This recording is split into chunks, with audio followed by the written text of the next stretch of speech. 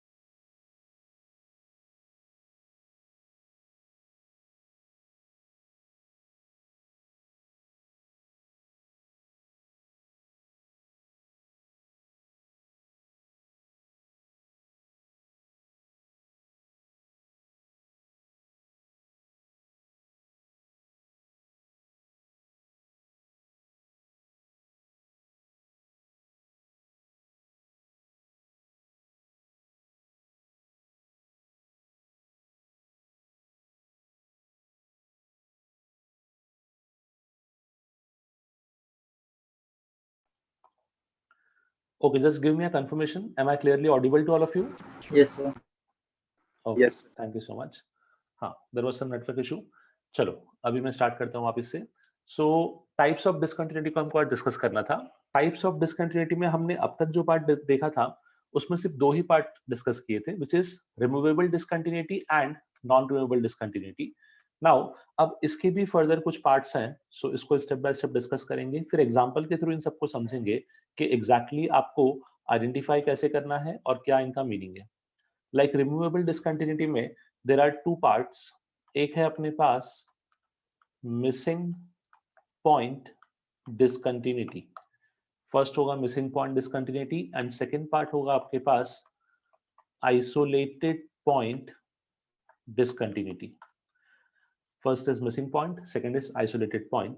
And जब आप non removable में आओगे तो यहाँ पे you have further three categories.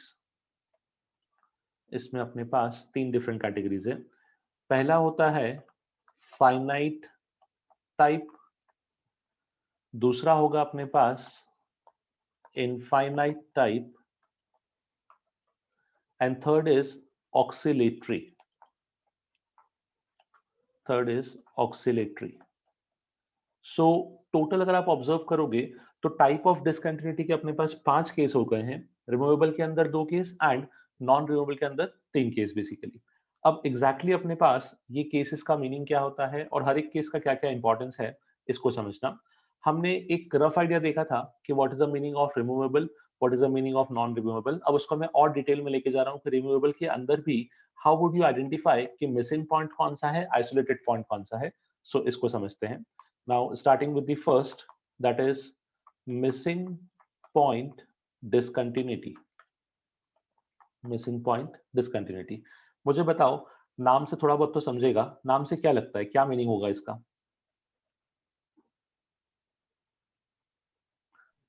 हम लोगों ने ऑलरेडी रिमूवेबल डिसकंटिन्यूटी डिस्कस कर चुके हैं, सो मिसिंग पॉइंट डिसकंटिन्यूटी का क्या रिलेशन हो सकता है उसके थ्रू? सर वो पॉइंट पे डिसकंटिन्यूटी नहीं होगी। डिसकंटिन्यूटी नहीं होगी? नहीं, ऐसा नहीं है। वो पॉइंट बेसिकली मिसिंग होगा। फॉर एग्जांपल, जैसे मैं आपको एक सिंपल सा केस बोलता हूँ। यहाँ पे अपने पास हमने रिमूवेबल में एक कंडीशन डिस्कस की थी। तो रिमूवेबल पे कंडीशन ये थी कि लिमिट तो एग्जिस्ट करती थी, बट अपने पास जो फंक्शन है, वो फंक्शन का उस पॉइंट पे वैल्यू एग्जिस्ट नहीं करता था। ये हमको यस सर। बोला गया था।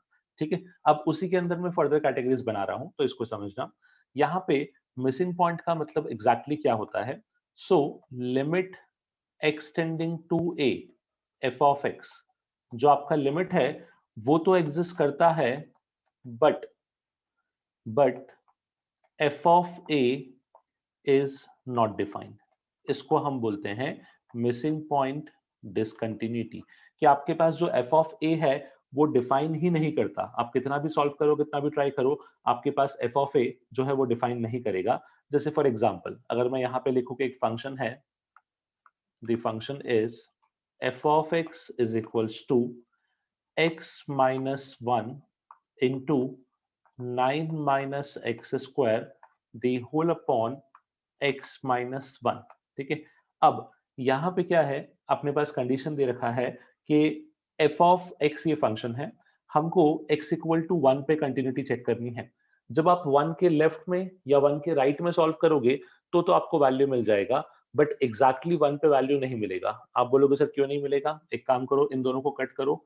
नो डाउट आप दोनों को कट कर सकते हो, बट जब ये नॉन जीरो हो, अगर ये दोनों जीरो बन गए तो आप कैंसिल आउट नहीं कर पाओगे, and that is one of the reason. तो इसको एक चीज समझना, यहाँ पे एक इंपॉर्टेंट पॉइंट भी है, एक इंपॉर्टेंट कॉन्सेप्ट भी है, कि कभी भी आप फंक्शन में जब वेरिएबल को कैंसिल आउट करते हो तो that is under certain conditions. वो कंडीशन क्या होती है कि जैसे अगर हम यहाँ पे कैंसिल आउट कर रहे हैं, तो अगर ये दोनों वैल्यू जीरो के अलावा कुछ भी बनेगा तो डेफिनेटली मैं कैंसिल आउट कर सकता हूँ, बिकॉज दोनों आइडेंटिकल बनेंगे। पर अगर दोनों एग्जैक्टली जीरो बन गए तो अब आप इसको कैंसिल आउट नहीं कर पाओगे, यहाँ पे there will be a problem.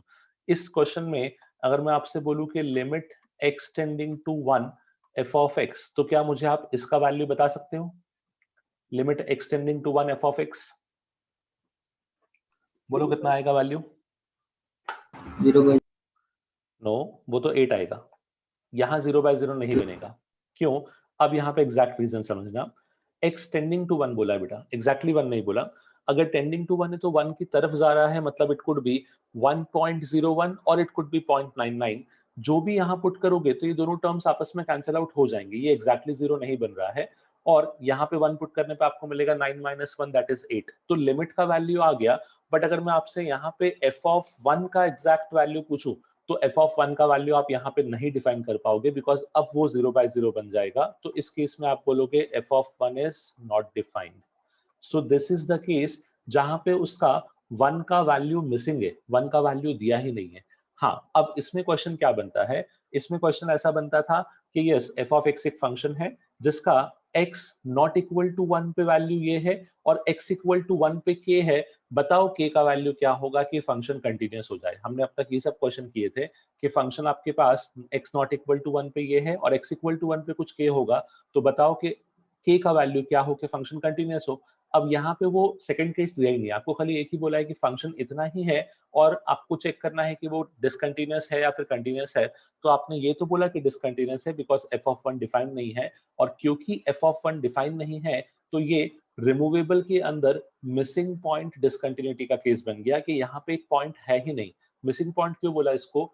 अगर f of 1 का वैल्यू 8 के अलावा कुछ और होता, लेट अस से 6 होता, 5 होता, 4 होता, तो मेरे पास पॉइंट तो है, वो पॉइंट को मैं डिफाइन कर पाऊंगा। बट यहाँ पे वो पॉइंट है ही नहीं, वो पॉइंट मिस हो गया है। इसीलिए इस केस को मैं सिंपल सा बोलूंगा, it is nothing but a missing point discontinuity, जहां पे वो पॉइंट एग्जिस्ट नहीं करता।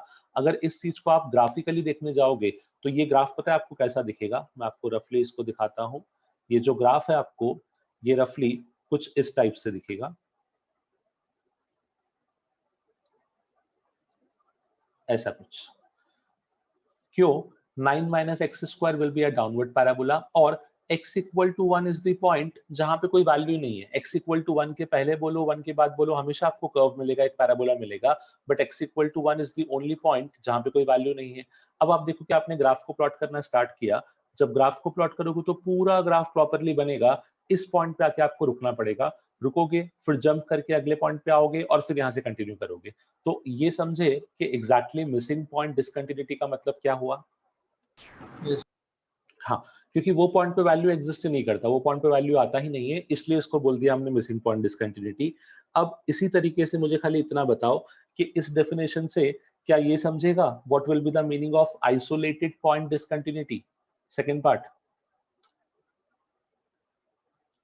मिसिंग पॉइंट पे वो पॉइंट मिस हो गया था, आइसोलेटेड पॉइंट पे क्या होगा। वो पॉइंट पे होगी तो डिसकंटिन्यूटी, पर है ना, मतलब ग्राफ में नहीं आएगी वो। ओके, इसको मैं ऐसा बोल सकता हूँ कि मिसिंग पॉइंट में क्या हुआ ना कि मिसिंग पॉइंट पे उस पॉइंट पे वैल्यू एग्जिस्ट नहीं करता था, ठीक है, उस पॉइंट पे वैल्यू था ही नहीं, तो राइटली आपको एक स्पेस मिल गया। But Yes. आइसोलेटेड पॉइंट पे क्या हो जाएगा, आइसोलेटेड पॉइंट पे वो वैल्यू उस पॉइंट पे नहीं होगी पर कहीं और होगी। जैसे मैंने यहाँ पे क्या बोला कि LHL इक्वल टू RHL तो है, पर वैल्यू ऑफ फंक्शन के इक्वल नहीं है, क्योंकि वैल्यू ऑफ फंक्शन डिफाइन ही नहीं था। अब सेकंड केस में वैल्यू ऑफ फंक्शन डिफाइन होगा पर उसके इक्वल नहीं आएगा। मैं इस पार्ट को भी एक्सप्लेन कर देता हूँ। सेकेंड केस विल बी, यहाँ पे अपने पास आएगा isolated point discontinuity, isolated point discontinuity.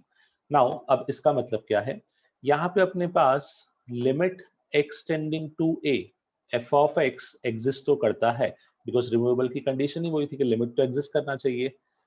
Also f of a is defined, अब यहाँ पे f ऑफ a डिफाइन भी करता है, f of a is defined, but limit extending to a f of x जो है वो f of a के इक्वल नहीं है, ठीक है। दोनों में डिफरेंस क्या हुआ, रिमूवेबल था तो दोनों ही केस में लिमिट एग्जिस्ट करना थी, नो डाउट लिमिट एग्जिस्ट कर रही है। फर्स्ट केस में f of a जो है वो डिफाइन नहीं करता, इसलिए मिसिंग पॉइंट हो गया। सेकेंड केस में f of a डिफाइन तो करता है बट वो लिमिट के इक्वल नहीं आया, इसलिए आइसोलेट हो गया, कहीं दूर चला गया, इसलिए उसको हमने क्या बोला, it's a isolated point discontinuity. इसको समझाने के लिए एक सिंपल सा एग्जांपल देता हूं, इसको समझना और मुझे बताना कि इस एग्जांपल को आप कैसे जस्टिफाई कर सकते हो। सपोज करो f ऑफ x एक फंक्शन है, it says greatest integer x plus greatest integer minus x, ठीक है। थोड़ा सोच के बताओ इस फंक्शन के वैल्यूज क्या क्या पॉसिबल हैं। कुछ वैल्यूज लेके अज्यूम करो, लेट्स से x को इंटीजर मानो, देखो आंसर क्या आता है, x को नॉन इंटीजर मानो और देखो आंसर क्या आता है, मुझे बताओ। मैं आपको सिंपल सा पूछता हूँ, यहाँ पे दो आंसर्स रहेंगे, x इंटीजर होगा तब इसका एक आंसर होगा, और जब x इंटीजर नहीं होगा तब इसका एक आंसर होगा। मुझे खाली वैल्यूज बता दो।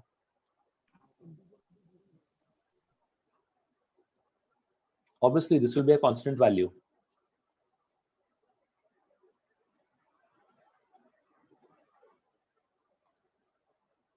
इंटीजर पे 0, वेरी गुड। जब x इंटीजर होगा तो आपका आंसर 0 आएगा। द रीजन इज कि कोई भी इंटीजर ले लो तो उसी का पॉजिटिव उसी का नेगेटिव दोनों आपस में कैंसिल आउट हो जाएंगे। जब इंटीजर रहेगा तब तो फॉर श्योर आंसर 0 आएगा। Now tell me the answer when it's not a integer but it's something number जो पॉइंट में या फ्रैक्शन में हो सकता है। Now very good, correct, it should be 1। अब 1 या -1, सो नेगेटिव डोमिनेट करता है, इसलिए इट शुड बी -1। समझ लो, कोई भी एग्जांपल लो, लेट अस से आपने x को लिया 2.2, ठीक है, x को लिया आपने 2.2, सो मुझे बताओ what is the GIF of 2.2, कितना होगा 2, and what is the GIF of -2.2, 3 minus 3, that becomes -1। तो फाइनली आपको वैल्यू मिलेगा कि इस फंक्शन के लिए जब जब इंटीजर आंसर है तो आंसर 0 हो गया, जब इंटीजर नहीं है तो इसका आंसर क्या आएगा, बेसिकली -1। नाउ अब इसको समझना कि इसको ग्राफ पे मैं कैसे दिखाता हूं और कैसे it's a case of isolated point discontinuity. अब जब मैं इसका ग्राफ प्लॉट करूंगा तो आप सभी को GIF का ग्राफ तो पता है, पर इसका ग्राफ नॉर्मल GIF नहीं होगा, थोड़ा सा डिफरेंट होगा। डिफरेंट कैसे होगा वो देखना। सो इंटीजर पॉइंट्स को मुझे खास बात ध्यान रखनी है, तो यहाँ पे मैं इंटीजर पॉइंट्स को मार्क कर लेता हूँ, 0 1 2 3 4 एंड सो ऑन। यहाँ पे नेगेटिव में आ जाएगा -1, -2, -3 एंड सो। नाउ अब यहाँ पे जब जब आपका वैल्यू इंटीजर है तब इसका आंसर आएगा बेसिकली 0। सो इंटीजर पे आप इसका आंसर बेसिकली क्या दिखा दोगे, 0 दिखा दोगे। तो यहाँ पे इसका आंसर इज ऑलवेज 0।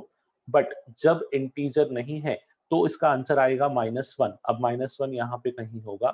सो इस तरीके से कुछ ग्राफ बनने वाला है। ये समझे मैं ग्राफ कैसे प्लॉट कर रहा हूं। जो आपके पास इंटीजर वैल्यू नहीं है वहां पे सभी पे जो ग्राफ है वो नीचे -1 वैल्यू को डिनोट कर रहा है। बट जब आपका वैल्यू इंटीजर बनेगा देन वो एग्जैक्टली आपके पास 0 को डिनोट करेगा। अब यहाँ पे एक चीज समझो, ये मेरा एक्चुअल ग्राफ है, this is the final graph basically. जब मुझे इस ग्राफ को प्लॉट करना है तो मैं यहाँ से कंटिन्यू करूंगा, फिर यहाँ पे एक जंप आ जाएगा, बीच में एक गैप आ जाएगा। ऐसा नहीं कि उस गैप का वैल्यू है नहीं, उस गैप का वैल्यू कहीं तो दूर लाई करता है, यहाँ पे उस गैप का वैल्यू लाई करता है, बट वो इस पॉइंट पे एग्जिस्ट करता है। सो क्या अब डिफरेंस क्लियर हुआ कि मिसिंग पॉइंट और आइसोलेटेड पॉइंट में क्या डिफरेंस है। मिसिंग पॉइंट पे वो पॉइंट ग्राफ पे कहीं आता ही नहीं था, वो पॉइंट दिखता ही नहीं था, वहां पे आपको सिर्फ एक एज अ हॉलो दिखता था। बट जब आइसोलेटेड पॉइंट के लिए आते हो तो वो हॉलो एग्जैक्टली हॉलो नहीं है, उसको फुलफिल करने वाला कहीं तो आपको वैल्यू दिखेगा। लाइक इन दिस केस यहाँ पे हॉलो है बट इसको फुलफिल यहाँ पे कर रहा है, तो ये आइसोलेट हो चुका है पर्टिकुलरली इस पॉइंट पे। इसीलिए इस पॉइंट पे ये डिसकंटिन्यूअस हो गया, और इस पॉइंट पे हम सिंपल सा इसको बोलेंगे कि इस पॉइंट पे इसको क्या आ गया है, आइसोलेटेड पॉइंट डिसकंटिन्यूटी। ठीक है।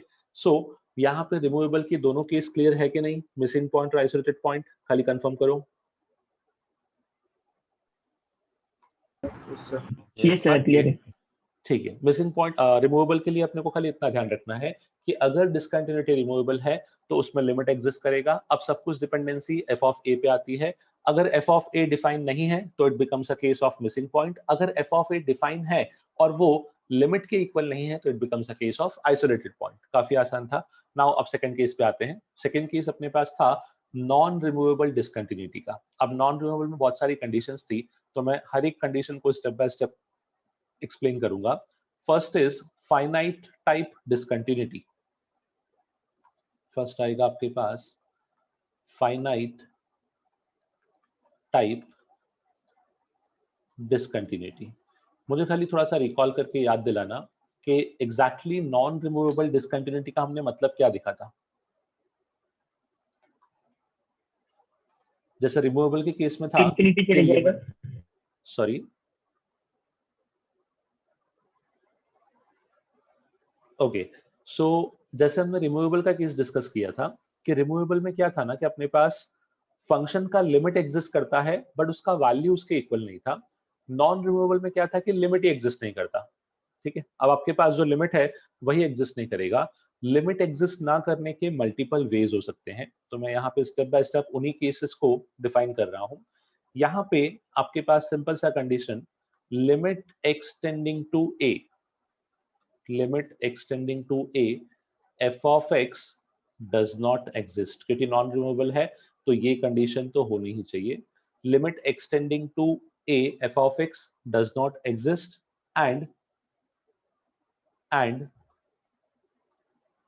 both the limits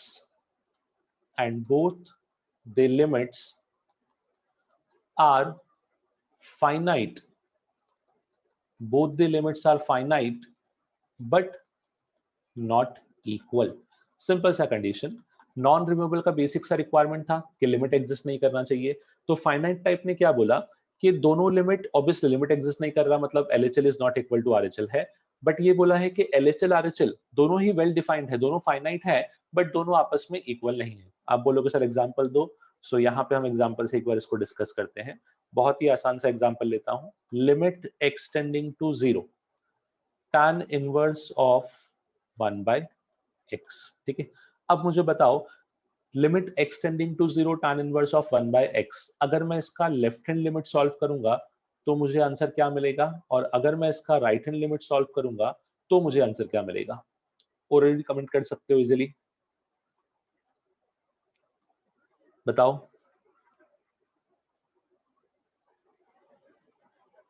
LHL का -π/2। Very good, LHL should be equal to -π/2। What about RHL? π/2। RHL हो जाएगा 5/2। क्या सबको ये पार्ट समझा कि ये आंसर कैसे कमेंट किया? LHL equal to minus Yes, sir. 5/2, RHL equal to 5/2। ठीक है, एक बार मैं रफ आइडिया देता हूँ बस खाली। आपने x को डायरेक्टली 0 पुट किया तो 1/0 बिकम्स इंफिनिटी। नाउ सभी को पता है कि tan inverse infinity is 5/2, but जब आप LHL की बात करोगे तो LHL मतलब 0 से छोटा नंबर है। 0 से छोटा नंबर है तो उस केस में क्या हो जाता है अपने पास कि उस केस में आंसर नेगेटिव बनेगा। तो जो π/2 बनेगा वो आपके पास -π/2 बनेगा। द रीजन वाज कि यहाँ पे इंफिनिटी ना बन के माइनस इंफिनिटी बना है, तो LHL -π/2 आ गया। बट जब RHL की बात करोगे तो RHL इज नथिंग बट 0 से स्लाइटली बड़ा वैल्यू। 0 से स्लाइटली बड़ा है तो 1/0 स्लाइटली बड़ा वैल्यू भी आपके पास इंफिनिटी को रीच करेगा, और अगर पॉजिटिव इंफिनिटी देगा तो उस केस में आंसर क्या हो जाएगा अपने पास +π/2। तो कहीं ना कहीं LHL और RHL दोनों प्रॉपरली डिफाइंड है, बट दोनों के वैल्यू इक्वल नहीं है। दोनों फाइनाइट है बट दोनों के वैल्यू इक्वल नहीं है, इसीलिए इसको हमने क्या बोला, फाइनाइट टाइप डिसकंटिन्यूटी। नाम से क्लियर हुआ ऐसा क्यों बोलते हैं इसको? सर RHL 1/x है ना? हाँ बेटा, RHL 1/x नहीं, RHL π/2 है, क्योंकि x को जब 0 पुट करोगे तो 1/0 इंफिनिटी बनेगा और tan इनवर्स इंफिनिटी π/2 हो जाएगा।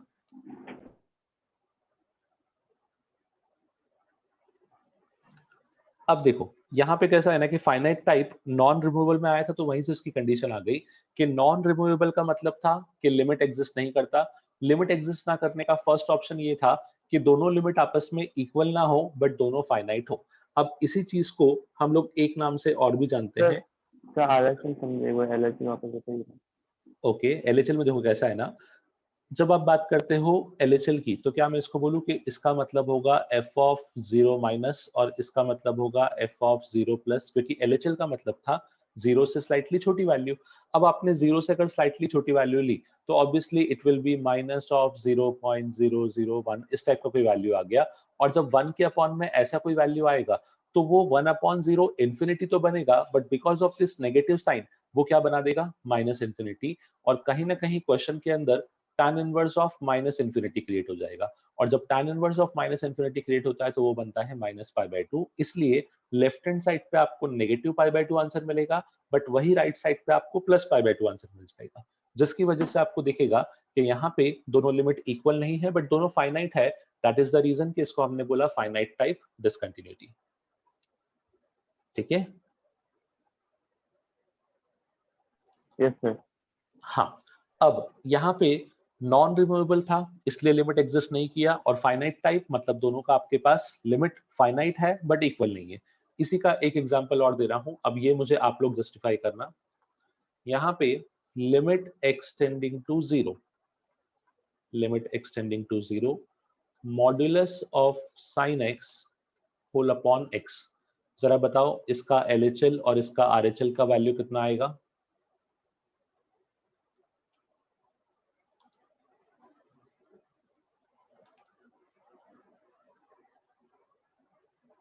बोलो, इतना भी कॉम्प्लिकेटेड LHL नहीं है। -1, LHL -1, वेरी -1 गुड। plus और RHL RHL 1, RHL 1। 1, करेक्ट है।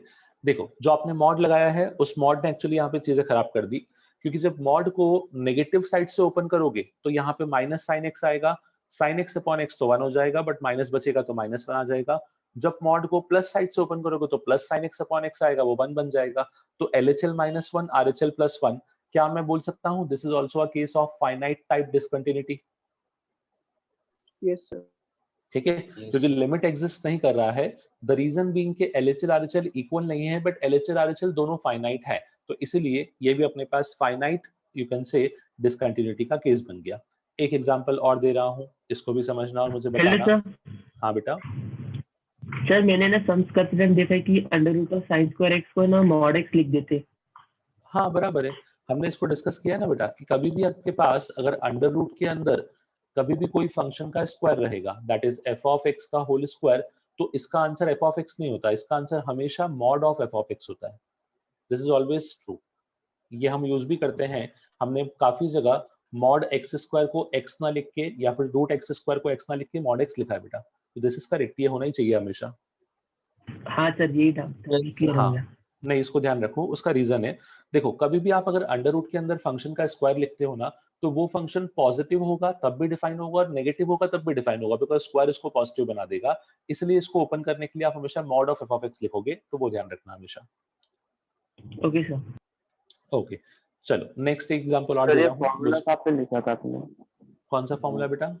ये मतलब साइन एक्स में अगर वो आएगा तो -1 आ जाएगा, साइन एक्स में अगर हाँ। इनफिनिटी आएगा तो 1 आ जाएगा, ऐसा वो वाला बेटा ये फॉर्मूला। फॉर्मूला, हाँ ये फॉर्मूला बेसिकली आप इसको ऐसा देख सकते हो कि हमने जो फॉर्मूला लिखा है that was limit extending to 0 sin x upon x equal to 1, मैंने ये फॉर्मूला बताया था।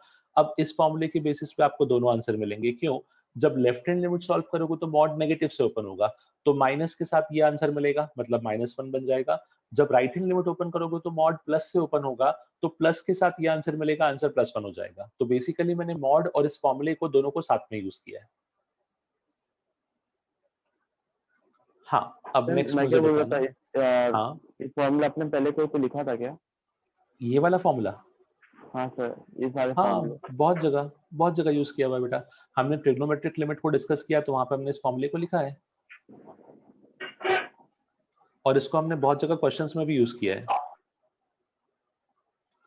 हाँ, नेक्स्ट मुझे बताओ इस एग्जांपल में जो मैंने केस लिखा है कि इस एग्जांपल में LHL और RHL इन दोनों का वैल्यू क्या होगा? -1 1। नो, थोड़ा सोचो, बेसिक से मिस्टेक कर रहे हो। 1 करेक्ट है, mistake with is with -1। Sir -1 में 0 आएगा। और सोचो। -3/2। नहीं, बिल्कुल नहीं। नेगेटिव कहाँ लेके जा रहे हो? 2 माइनस का मतलब -2 नहीं होता। हाँ सॉरी सब सुनोगे। हाँ, कौन बोला हाफ? आप कौन बोला? अभिषेक। हाँ, अभिषेक, हाफ कैसे आया बेटा बताओ? और कौन सा हाफ है, LHL या RHL? मतलब sir sir LHL। LHL half लग रहा है। वेरी गुड, LHL हाफ होगा, करेक्ट है बिल्कुल। क्योंकि 2 माइनस का मतलब था 2 से स्लाइटली छोटा वैल्यू। 2 से स्लाइटली छोटा मतलब बेसिकली 1.9। जब 1.9 को यहाँ पुट करोगे तो ये 1 बन जाएगा, बट ये अभी भी 2 रहेगा, तो इसलिए आपका LHL हाफ बनेगा। बट जब RHL लिखोगे तो 2 से स्लाइटली बड़ा, ऊपर भी 2 और नीचे भी 2, तो फाइनली ये 1 देगा। सो आप लोगों ने मिस्टेक क्या किया कि आप लोग सब नींद में 2 की जगह -2 लेके सॉल्व कर रहे हो, है ना? इसलिए -3 आंसर बोल रहे थे। हाँ, थोड़ा सा केयरफुल रहो कि आपको 2 माइनस का मतलब -2 नहीं होता बेटा, 2 से छोटा नंबर होता है बस खाली, तो वहां पे केयरफुल रहो। 2 से छोटा नंबर लोगे तो यहाँ पे 1/2 बनेगा और यहाँ पे 1 बनेगा। Again a case of finite discontinuity. तो बेसिकली अपने पास नॉन रिमूवेबल के अंदर फाइनाइट डिसकंटिन्यूटी का केस जस्टिफाई कैसे करना है वो सबको क्लियर हुआ? Yes sir. अच्छा, इसी का पहले एक नाम। आइडेंटिफाई करने के लिए एग्जाम में। हाँ बेटा, क्वेश्चन में एग्जाम में क्या आता है ना कि आपको ये बोलता है कि identify the type of discontinuity and out of the 5 cases, option में कोई 4 लिखे होते हैं, तो आपको पहचानना है कि एग्जैक्टली इन चारों में से कौन सा केस है। मतलब पहला तो ये है कि रिमूवेबल है कि नॉन रिमूवेबल है। दूसरा, अगर रिमूवेबल नॉन रिमूवेबल है तो उनमें से कौन सा है वो आपको एग्जैक्टली बताना है। उस चीज को आपको क्वेश्चन में पूछा जाता है बेसिकली। Okay sir. हाँ, नाउ अब इन दिस केस, इसी केस को एक नाम से और भी जाना जाता है जो फाइनाइट टाइप डिसकंटिन्यूटी है। इसी को हम जंप डिसकंटिन्यूअस भी बोलते हैं। इसी थर्ड केस को ध्यान रखना। इसी को कुछ कुछ बुक्स में आपके पास वर्ड मिलेगा jump discontinuous, sorry not continuous, jump discontinuous, क्योंकि यहाँ पे वैल्यू सडनली जंप होती है। लेफ्ट और राइट का जो डिफरेंस है वो आपको दिख रहा होगा कि there is a sharp jump, एक वैल्यू नीचे आता है एक वैल्यू ऊपर, तो एक जंप आता है बेसिकली। तो इसी को हम जंप डिसकंटिन्यूअस के नाम से भी जानते हैं। And there is a value, there is a term जिसको हम बोलते हैं jump. Like in the first case जो आपका जंप है, जंप का मतलब कुछ नहीं है इनके बीच का गैप। सबको जंप का मीनिंग पता है? हाँ सर, आपने यूट्यूब वाले लेक्चर में पढ़ाया था। हाँ, मैंने वहां पे डिस्कस भी किया था कि जंप का मतलब सिंपल सा हो गया कि क्या होता है ना कि सडनली एक वैल्यू में चेंज आता है, क्योंकि लेफ्ट में एक वैल्यू छोटा था, फिर राइट में एक वैल्यू अचानक से बढ़ जाता है, तो उनके बीच का जो गैप है उसको हम जंप बोलते हैं। तो मुझे बताओ इन दोनों के बीच का गैप कितना होगा? 5। पाई। तो इस फर्स्ट केस में आपका जंप हो गया पाई। What about the jump in second case? 0। No, 2। उनके बीच का गैप बेटा 1 माइनस -1, तो आपके पास बेसिकली 2 बनेगा। What about the jump in third case? Half तो इसको ध्यान रखो, यहाँ पे आपके पास जो फाइनाइट टाइप डिसकंटिन्यूटी है, इसी को हम एक नाम से और भी जानते हैं, जिसका मतलब होता है जंप डिसकंटिन्यूटी। और जंप मतलब होता है उनके बीच का आपके पास डिफरेंस, जो बेसिकली उनका एलएचएल आरएचएल में डिफरेंस आया है, उसको हम जंप बोलते हैं। तो सबको थर्ड केस क्लियर है? Yes. ओके, चलो moving to the fourth case. Now fourth अपने पास था infinite type discontinuity. Infinite type discontinuity. अब अगर फाइनाइट पढ़ लिया है तो आई थिंक इनफाइनाइट पे तो डायरेक्टली कमेंट कर सकते हो। क्या होगा इनफाइनाइट टाइप? दोनों एक माइनस इन्फिनिटी प्लस इन्फिनिटी होगा। एक माइनस इन्फिनिटी, एक plus infinity. Okay, is it necessary कि दोनों को इन्फिनिटी होना पड़ेगा, या फिर कोई एक होगा तो भी चल जाएगा? एक होगा चल जाएगा। हाँ, मतलब इसमें कैसा है ना कि कम से कम एक आपके पास जो है वो लिमिट इन्फिनिटी को जानी चाहिए। तो यहाँ पे सिंपल सा डेफिनेशन बता देता हूँ। Limit extending to a f of x does not exist. Obviously ये डज नॉट एग्जिस्ट क्यों है? क्योंकि नॉन रिमूवेबल है। यस, वेरी गुड, क्योंकि नॉन रिमूवेबल है। तो limit extending to a f of x does not exist and any one of LHL or RHL tends towards infinity. Tends towards infinity. अब कोई भी एक केस LHL भी हो सकता है, RHL भी हो सकता है, दोनों भी हो सकते हैं। कोई भी एक केस इंफिनिटी को टेंड करेगा, तो उस केस में आप क्या बोल दोगे? बेसिकली आपके पास infinite type discontinuity. Again example से एक्सप्लेन करता हूं। सो सपोज करो आपको बोला है limit extending to 1 x upon 1 minus x। Now मुझे बताओ इस केस में इसका LHL क्या होगा और इसी का RHL क्या होगा? X tending to 1 x upon 1 minus x।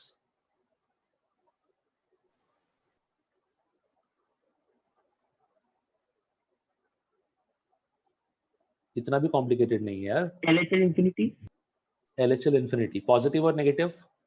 Negative sir positive. Yes, actually LHL positive रहेगा, यहाँ पे थोड़ा सा केयरफुल रहना था। And what about RHL? Negative infinity. Yes, it should be negative infinity.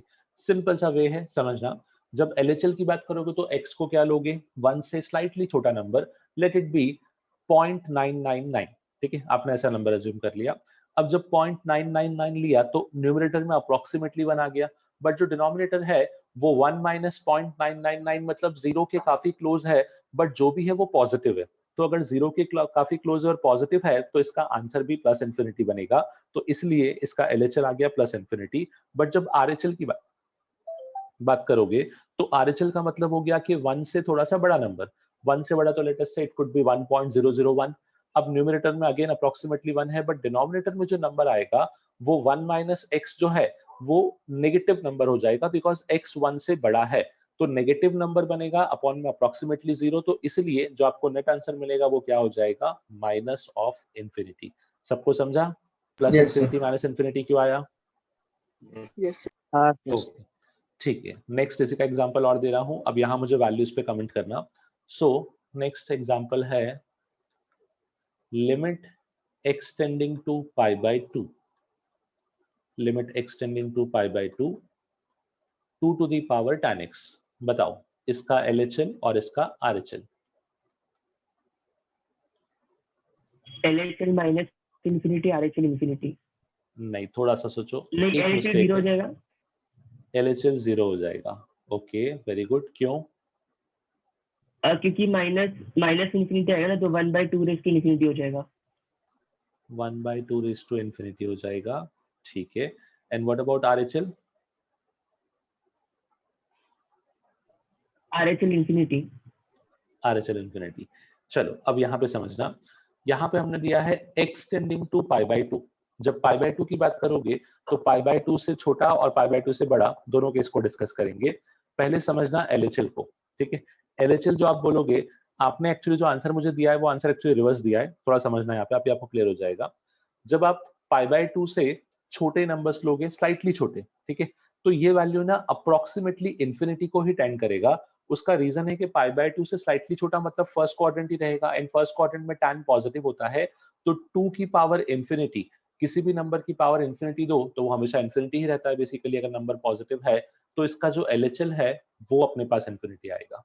समझे? LHL 0 नहीं होगा, जो आपने बोला वो केस रिवर्स होगा। फर्स्ट क्वाड्रेंट हाँ, फर्स्ट क्वाड्रेंट। अब जब आप इसमें RHL पे आओगे, RHL का मतलब क्या हो जाएगा, पाई बाय 2 से स्लाइटली बड़ा। अब जैसे ही आपने second पाई quadrant बाय आ 2 से स्लाइटली बड़ा लिया तो वैल्यू क्या हो गया, that value goes to second quadrant. अब अगर वो वैल्यू सेकंड क्वाड्रेंट में चला गया तो अब ये नेगेटिव साइन के साथ बनेगा और ये बनेगा 2 की पावर माइनस इंफिनिटी। अब मुझे बताओ, क्या 2 की पावर माइनस इंफिनिटी को मैं लिख सकता हूँ 1/2 की पावर इंफिनिटी? हाँ सर, ये 0 को टर्न कर जाएगा ना फिर। एंड ये बेसिकली 0 को टेंड करेगा, तो इसका जो RHL है वो अपने पास 0 आ जाएगा।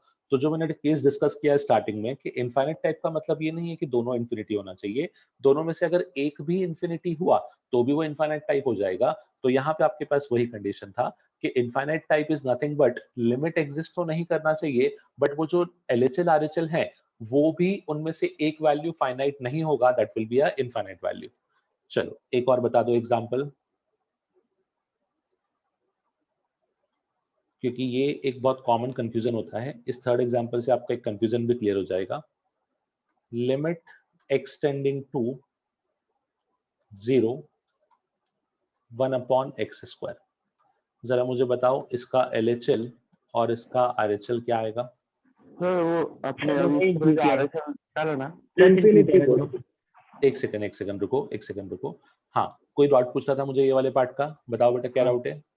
हाँ तो RHL 0 कैसे आएगा, वो भी तो इंफिनिटी हो जाएगा। मैं बताता हूँ बेटा। देखो RHL 0 कैसे आया ना, तो RHL का मतलब ये हुआ कि पाई बाय 2 से थोड़ा सा बड़ा नंबर है। पाई बाय 2 से बड़ा नंबर मतलब हो गया सेकंड क्वाड्रेंट, क्योंकि 90 से आगे चले गए आप। सेकंड क्वाड्रेंट में tan नेगेटिव होता था, तो आपको जो भी आंसर मिलेगा वो नेगेटिव पावर के साथ मिलेगा, मतलब ये बनेगा 2 की पावर माइनस इंफिनिटी। अब मुझे पता है कि किसी नंबर की पावर अगर नेगेटिव है तो उसको आप 1 अपॉन में लिख सकते हो, तो ये बनेगा 1/2 की पावर इंफिनिटी। 2 की पावर में आप जैसे जैसे वैल्यू बढ़ाओगे तो नंबर बढ़ता जाएगा, तो फाइनली ये बनेगा 1/infinity, और 1/infinity का मतलब तो 0 होता है। तो यहाँ से मैंने इस केस को जस्टिफाई किया, दिस इज अवर RHL। ये अपना फाइनली RHL बनेगा बेसिकली। अभी ठीक है? ओके, चलो अब मुझे बाकी लोग बताओ, what about the LHL RHL for this case? दोनों पॉजिटिव दोनों पॉजिटिव इंफिनिटी। दोनों पॉजिटिव इंफिनिटी। सभी का यही आंसर है? Yes sir. तो बेटा अगर दोनों पॉजिटिव इंफिनिटी तो लिमिट डिफाइन नहीं हो गया? Sir RHL 1। नहीं सर, इंफिनिटी को कभी कंपेयर नहीं करते ना। Yes, now that is the proper logic. इसको भी ध्यान रखो, क्योंकि आप लोग क्या करते हो ना कि आप देखते हो सर LHL भी इंफिनिटी है, RHL भी इंफिनिटी है, तो ये तो लिमिट एग्जिस्ट कर गया। नहीं, ऐसा नहीं है। You can not compare two infinities, ठीक है? सो अगर आपके पास दोनों लिमिट से इंफिनिटी आ गई और दोनों पॉजिटिव इंफिनिटी है या दोनों नेगेटिव इंफिनिटी है, देन ओनली या then also you can not say कि वो लिमिट एग्जिस्ट करेगा, बिकॉज आप दो इंफिनिटीज को कंपेयर नहीं कर सकते। दोनों इंफिनिटी का वैल्यू डिफरेंट हो सकता है। दोनों इंफिनिटी बेसिकली आपके पास क्या है, इट्स यू कैन से अ रिलेटिव कॉन्सेप्ट। तो इसकी वजह से आप यहाँ पे बोलोगे कि इस केस में LHL RHL भले ही एग्जिस्ट कर रहा होगा या फाइनाइट नहीं आ रहा है, इनफाइनाइट आ रहा है, दोनों इक्वल दिख रहे होंगे, बट एक्चुअली में दे आर नॉट इक्वल। ये अपने पास इनफाइनाइट के अंदर लाई करेगा। तो यहाँ से हमने एक कॉन्सेप्ट और भी क्लियर किया कि कभी भी आपके पास अगर दोनों लिमिट इनफाइनाइट है तो बाय डिफॉल्ट यू कैन से कि जो आपका लिमिट है वो एग्जिस्ट नहीं करेगा। सबको क्लियर है infinite type? Yes sir. Okay, now इसी के लास्ट पार्ट को डिस्कस कर लेते हैं। सो इसका लास्ट पार्ट जो था दैट वाज ऑक्सिलेटरी। अब ऑक्सिलेटरी जब भी वर्ड आता है तो दिमाग में एक ही चीज आती है, trigonometric function, because trigonometric functions ही होते हैं जो कहीं ना कहीं ऑक्सिलेशन वैल्यूज को प्रोवाइड करते हैं। सो ऑक्सिलेटरी का मतलब क्या हो जाएगा कि आपके पास limit extending to a does not extending to a f of x does not exist as it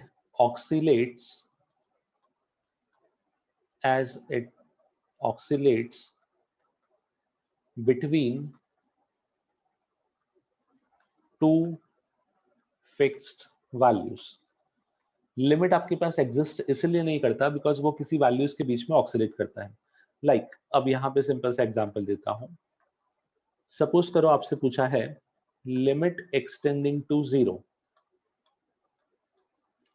sign 1 by x. मुझे बताओ limit extending to 0 sine 1 by x का क्या आंसर दे पाओगे? सर साइन के अंदर इंफिनिटी बन जाएगा।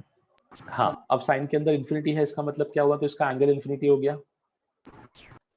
Yes. अब हाँ सर। साइन का जो एंगल है वो इंफिनिटी हो या कुछ भी हो, मुझे फर्क नहीं पड़ता। साइन का रेंज -1 हमेशा to -1 to 1 आता है। बट क्या मैं एग्जैक्टली बोल सकता हूँ कि इस 0 को पुट करने पे एग्जैक्ट आंसर क्या आएगा? No, sir. 0 नो, क्योंकि यहाँ नहीं पे सर। इंफिनिटी बनेगा and that infinity could be any value. तो मैं एग्जैक्टली कभी कमेंट नहीं कर सकता कि यहाँ पे कौन सा नंबर बनेगा, इसलिए इसको हम बोलते हैं ऑक्सीलेटिंग वैल्यू। यहाँ पे -1 से +1 के बीच का नंबर बनेगा, ये मुझे कंफर्म है। डेफिनेटली यहाँ पे 2, 3, 4 कभी नहीं बन सकता, बट यस एग्जैक्टली क्या वैल्यू होगा उसको मैं कमेंट नहीं कर पाऊंगा। So that is the reason कि यहाँ पे लिमिट एग्जिस्ट नहीं करता है, और इस केस में इसको हम बोलते हैं oscillating you can say discontinuity. Similarly क्या सेम लॉजिक मैं इस क्वेश्चन के लिए भी दे सकता हूं? Limit extending to 0 cos 1 upon x। Yes. Yes, sir. Same sir. यहाँ भी आपके पास -1 से 1 तक वैल्यू बनेगा, और कहीं ना कहीं आप कभी डिफाइन नहीं कर पाओगे कि एग्जैक्ट वैल्यू क्या होगा। दैट इज द रीजन कि इसको हम बोल देते हैं ऑक्सीलेटिंग डिसकंटिन्यूटी। सो अब थोड़ा सा मैं रिकैप दे रहा हूँ, ओरली समझना। जब भी डिसकंटिन्यूटी की बात आएगी तो दो केस को आपको लेके सोचना है। पहला आएगा रिमूवेबल, दूसरा नॉन रिमूवेबल। रिमूवेबल का मतलब है कि आपके पास limit extending to a f of x exist करता है, मतलब उस पॉइंट पे लिमिट एग्जिस्ट करती है, बट बेचारा वो पॉइंट है जिसने प्रॉब्लम क्रिएट किया, या तो वो पॉइंट का वैल्यू आपके पास फाइनाइट नहीं होगा, मतलब उसका पॉइंट का वैल्यू डिफाइन नहीं होगा, या फिर अगर डिफाइन हो रहा है तो लिमिट से इक्वल नहीं होगा। अगर पॉइंट का वैल्यू डिफाइन नहीं है तो उसको हम बोलेंगे मिसिंग पॉइंट डिसकंटिन्यूटी, और अगर पॉइंट का वैल्यू इक्वल है या डिफाइन है पर लिमिट से इक्वल नहीं है तो उसको हम बोलेंगे आइसोलेटेड पॉइंट डिसकंटिन्यूटी। ये अपना रिमूवेबल का कॉन्सेप्ट था। रिमूवेबल के बाद हम आए थे नॉन रिमूवेबल पे, जहां पे हमने 3 केसेस को देखा था, फाइनाइट, इनफाइनाइट, ऑक्सीलेटरी। अपने पास फर्स्ट केस ये होगा कि जब हम लोग बात करेंगे नॉन रिमूवेबल का, तो पहली चीज ही क्लियर हो जाती है कि लिमिट ही एग्जिस्ट नहीं करना चाहिए। अब लिमिट कब कब एग्जिस्ट नहीं करता है? तो पहला कंडीशन ये है कि दोनों लिमिट आपके पास फाइनाइट है बट दोनों इक्वल नहीं है, जिसको हम बोलते हैं फाइनाइट टाइप डिसकंटिन्यूटी। दूसरा केस है कि दोनों में से एक लिमिट इनफाइनाइट चला गया, तो उसको हम बोल देंगे इनफाइनाइट टाइप डिसकंटिन्यूटी। एंड तीसरा केस आएगा अपने पास कहीं ना कहीं कि लिमिट आपके पास ऑक्सीलेट करते हैं, एक फिक्स वैल्यू नहीं लेते हैं, इसलिए उस केस को हम बोल देते हैं बेसिकली इनफाइनाइट, या you can say oscillatory discontinuity. So discontinuity के जितने भी केसेस थे, ये सारे केस अभी क्लियर है? Yes, sir. Hello sir. Okay, हाँ बेटा।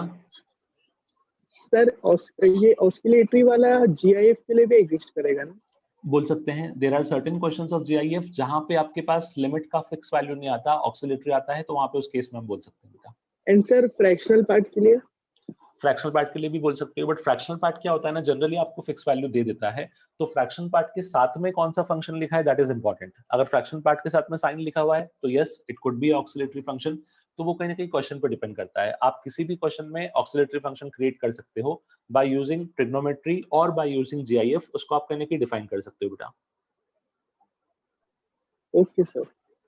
ओके चलो, अब कुछ क्वेश्चंस मैं करा रहा हूं, इनको समझने का ट्राई करना।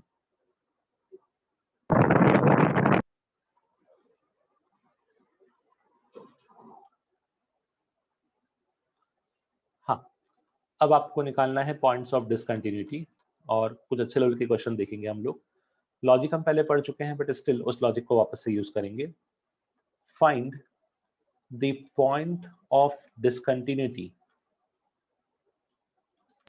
सर हाँ बेटा। सर एक बार आइसोलेटेड वाला वापस बता दीजिए। आइसोलेटेड मतलब फर्स्ट का second. Okay just a second. Find the point of discontinuity of the following functions.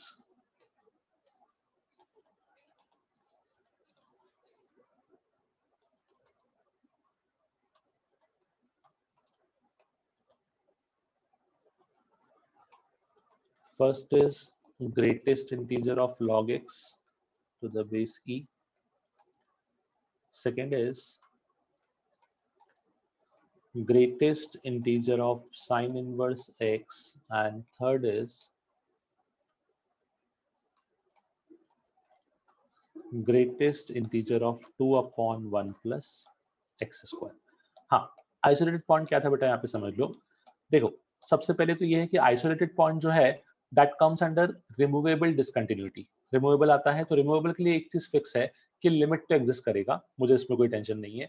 अब सिर्फ मुझे ये देखना है कि जो फंक्शन का वैल्यू है वो आपके पास डिफाइंड है या फिर नहीं है, और डिफाइंड होगा तो क्या होगा. सो आइसोलेटेड पॉइंट में क्या होता है कि लिमिट भी एग्जिस्ट करता है, फंक्शन का वैल्यू भी डिफाइन करता है, बट ये दोनों आपस में इक्वल नहीं होते. एक सिंपल कंडीशन बोलता हूँ. कंटिन्यूटी के लिए आप क्या बोलते थे कि LHL should be equal to RHL should be equal to value of a. तो इस केस में ये होता है कि LHL RHL दोनों आपस में इक्वल हैं, मतलब लिमिट तो एग्जिस्ट कर गया. It's a case of removable discontinuity. But ये दोनों वैल्यूज इस f ऑफ a से इक्वल नहीं होते और f ऑफ a भी डिफाइन है.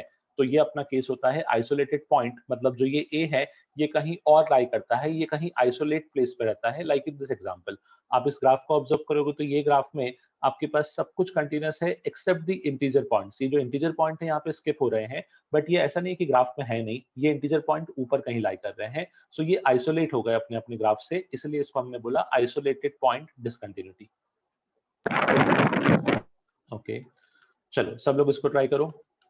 सिर्फ फर्स्ट पार्ट ट्राई करना. पहले फर्स्ट पार्ट का मुझे आंसर बताओ. ये सभी क्वेश्चन में GIF फंक्शन लगा हुआ है. सो फर्स्ट पार्ट को सॉल्व करो, let me know the answer, फिर बाकी पार्ट को डिस्कस करते हैं.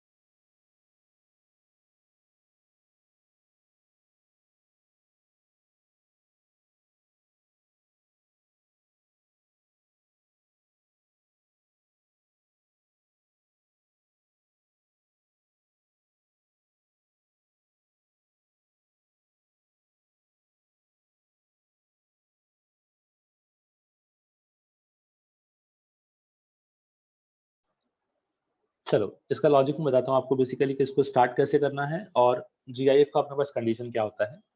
हमेशा एक चीज ध्यान रखो कि जीआईएफ के जो कंटिन्यूटी के क्वेश्चन बनते हैं ना, उनका सबका सेम लॉजिक है। कोई भी फंक्शन जीआईएफ के अंदर अगर लिखा हुआ है तो वो डिसकंटिन्यूअस तब होगा जब जीआईएफ के अंदर इंटीजर बनेगा, because GIF function is always discontinuous at integers. For example अगर इसके अंदर का वैल्यू 1 2 3 4 कोई भी इंटीजर बन गया तो उन सभी पॉइंट्स पे ये आपके पास हो जाएगा डिसकंटिन्यूअस। अब इसको समझने के लिए एक सिंपल सा आपके पास यहाँ पे फॉर्मूला देखना, यहाँ पे log x to the base e, ये अपने पास इंटीजर जब जब बनेगा उन सभी पॉइंट्स पे आपके पास फंक्शन हो जाएगा डिसकंटिन्यूअस। अब ये जब इंटीजर बनेगा तो उस केस में हम x पे क्या कमेंट करेंगे वो देखो।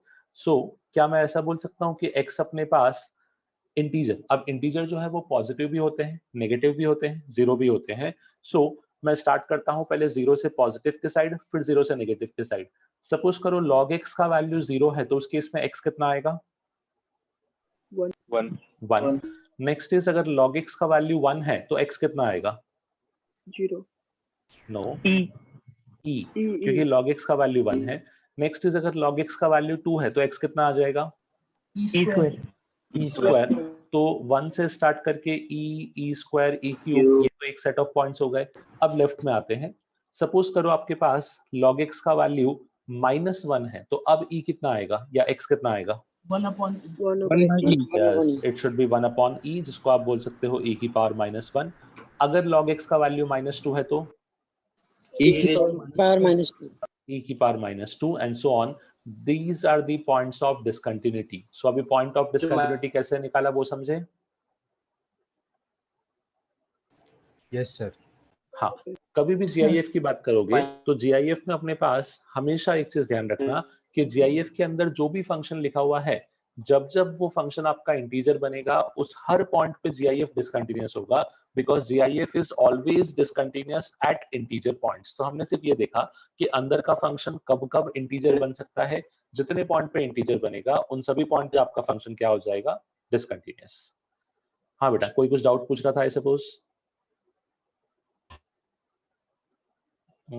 शुभम बेटा आवाज नहीं आ रहा है, आवाज बहुत ब्रेक हो रहा है।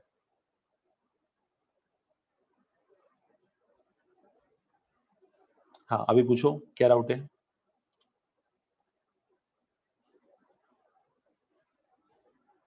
चलो यही सेम लॉजिक ना सेकंड क्वेश्चन में भी ट्राई करते हैं कि जीआईएफ के अंदर जो भी अपने पास फंक्शन है वो फंक्शन जब जब इंटीजर बनेगा तो उस हर एक केस पे हम लोग बोलेंगे कि जो फंक्शन है वो हो जाएगा discontinuous.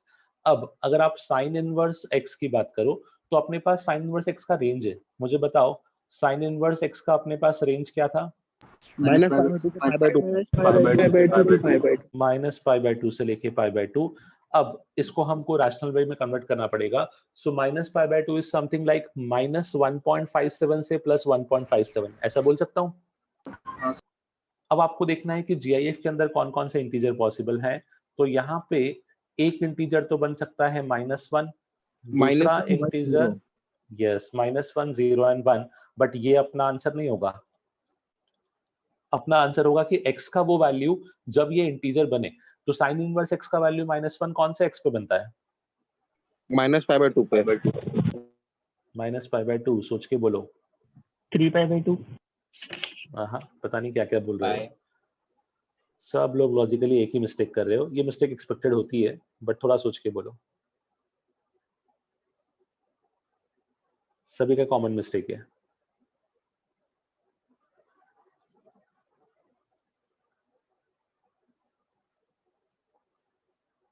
Minus sine inverse 1। Minus sine inverse 1 नहीं, माइनस ऑफ साइन 1, ये रहेगा फर्स्ट पॉइंट। हाँ सॉरी, -sin1। क्योंकि मैंने आपसे ये बोला कि साइन इनवर्स का वैल्यू -1 कब है, मैंने ये नहीं बोला कि साइन इनवर्स -1 बताओ। आप सब लोग कंफ्यूज हो गए। साइन इनवर्स का जो आंसर है वो बेसिकली पाई के फॉर्म में आता था, बट जरूरी नहीं है कि पाई के फॉर्म में आए, कांस्टेंट भी आ सकता है -1। तो साइन इनवर्स -1 तो सिंपल सा, इस साइन को यहाँ उठा लो।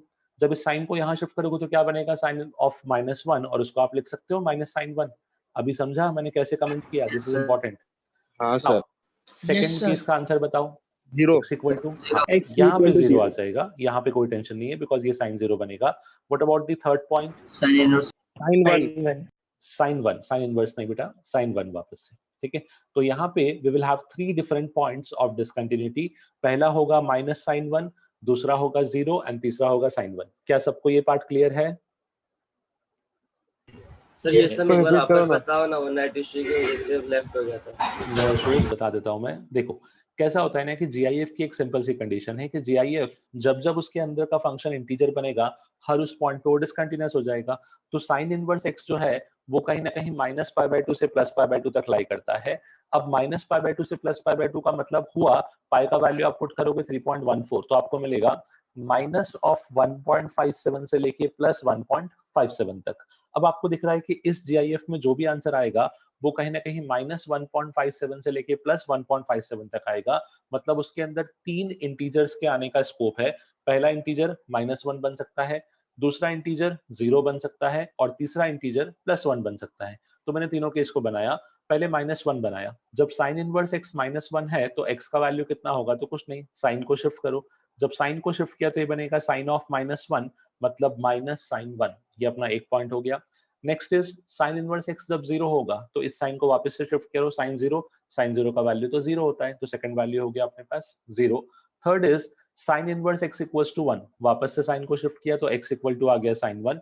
तो ये 3 अपने पास वैल्यू बने हैं x के, जिन 3 पॉइंट्स पे अपना जो फंक्शन है वो क्या हो जाएगा? Basically it will be a discontinuous function. अभी क्लियर है? Yes sir. चलो इसी तरीके से अब थर्ड क्वेश्चन का लॉजिक आप बताओ और इसका सॉल्यूशन मुझे आप बताओ। थर्ड क्वेश्चन में क्या करोगे? f of x is equals to 2 upon 1 plus x square का होल मॉड्यूलस।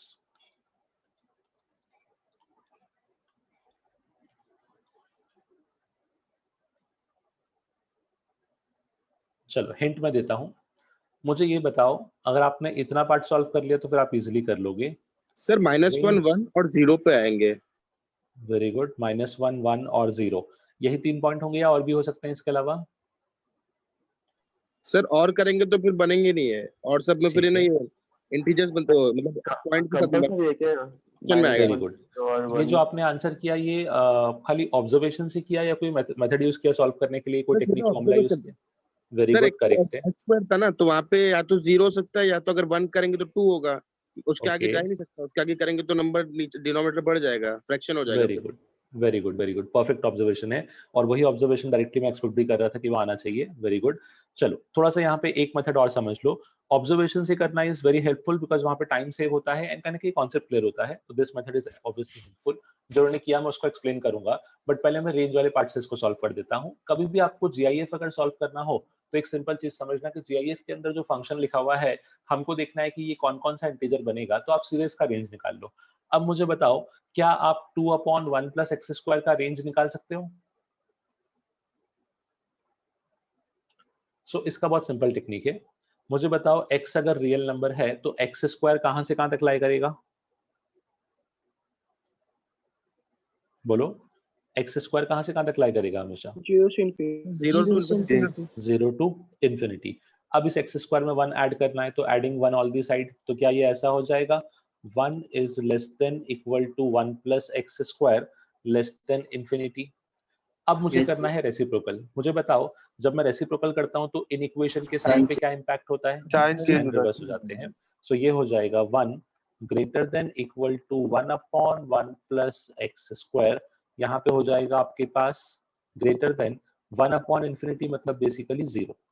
ठीक है, अब यहाँ पे मुझे थ्रू आउट 2 का मल्टीप्लाई करना है अपने क्वेश्चन को क्रिएट करने के लिए, तो ये हो जाएगा 2 से लेके तो 2 upon 1 plus x square greater than 0। मतलब मुझे एक चीज समझा कि 2 अपॉन 1 प्लस एक्स स्क्वायर का जो वैल्यू है वो 0 से लेके 2 तक लाई करता है। अब मुझे बताओ 0 से लेके 2 तक अगर ये वैल्यू लाई करेगा तो इसमें कितने इंटीजर पॉसिबल है?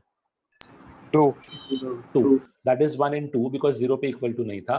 तो अब यहां से अपने को आंसर मिल सकता है 2 अपॉन 1 प्लस एक्स स्क्वायर या तो 1 होगा, सेकंड केस बनेगा 2 अपॉन 1 प्लस एक्स स्क्वायर या तो 2 होगा। अब इन दोनों को सॉल्व करते हैं। मैं इसको सिंप्लीफाई करता हूं तो ये दिखेगा 2 is equal to 1 plus x square. If 2 is equal to 1 plus x square तो क्या बोलूं, ये बनेगा x square equal to 1 and x is equal to plus minus 1। So this will be my first 2 points of discontinuity.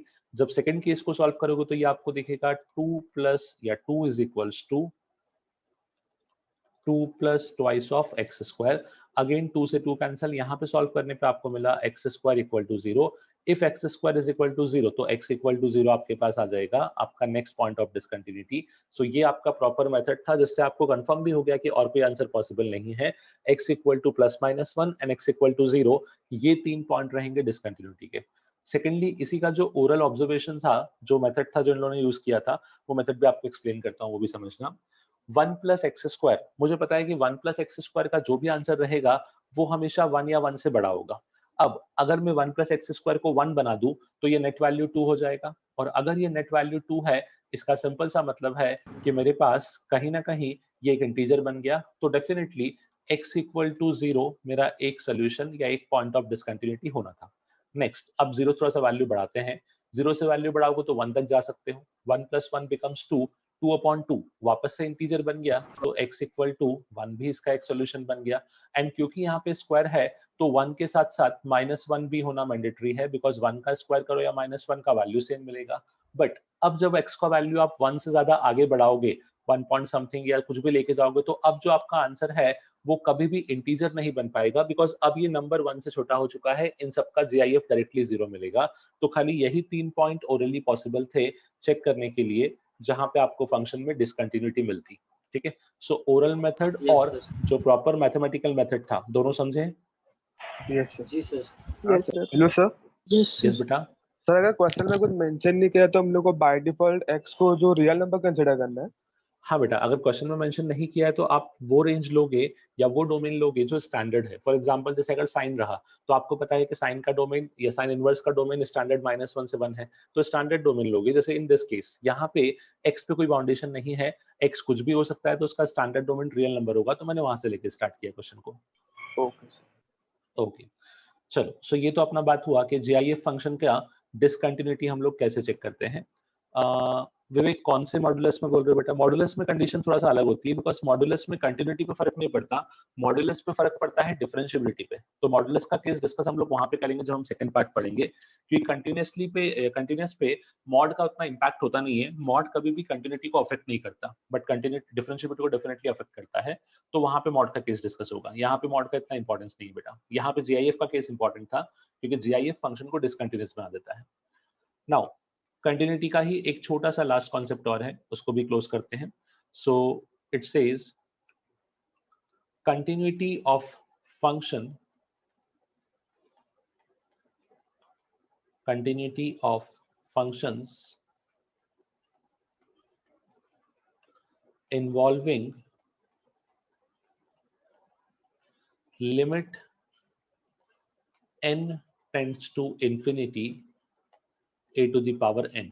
कभी कभी क्या होता है ना कि कुछ क्वेश्चंस में ऐसे लिमिट इन्वॉल्व होते हैं जहां पे a भी एक वेरिएबल है और n इंफिनिटी को टेंड कर रहा है। सो यहाँ पे थोड़ा समझना इन क्वेश्चंस का अप्रोच क्या करना है और कैसे इसको स्टार्ट करना है, because this is very common variety जो क्वेश्चंस में आती है और आप कंफ्यूज होते हो। सो इसमें लॉजिकली ही हम कमेंट करेंगे, बट इसके क्वेश्चन कैसे होते हैं वो हम सॉल्विंग टाइम देखेंगे अभी। So limit n tending to infinity a की पावर n। अब इसके आपके पास मल्टीपल आंसर्स हैं। एक्चुअली इसमें डिपेंडेंसी a पे होती है। फॉर एग्जांपल, मैं केसेस को डिस्कस कर रहा हूँ। पहला केस, मुझे बताओ, अगर a 0 से 1 के बीच में है और मैं पावर इंफिनिटी दूंगा तो इसका आंसर क्या मिलेगा? 0। Yes, very good, now it should B 0। Next मुझे बताओ, अगर a इक्वल टू 1 है तो अब इसका आंसर क्या मिलेगा? 1। Now it will be exactly 1। But अगर a का वैल्यू 1 से बड़ा है तो इंफिनिटी। तो इंफिनिटी। ठीक है, आपको सिर्फ इन 3 चीजों को ध्यान रखना है इस टाइप के सभी क्वेश्चन को सॉल्व करने के लिए। अब इस पे क्वेश्चंस कैसे बनते हैं उसको समझ लेते हैं थोड़ा सा एग्जांपल के थ्रू। सो यहाँ पे आपसे बोला है डिस्कस द कंटिन्यूटी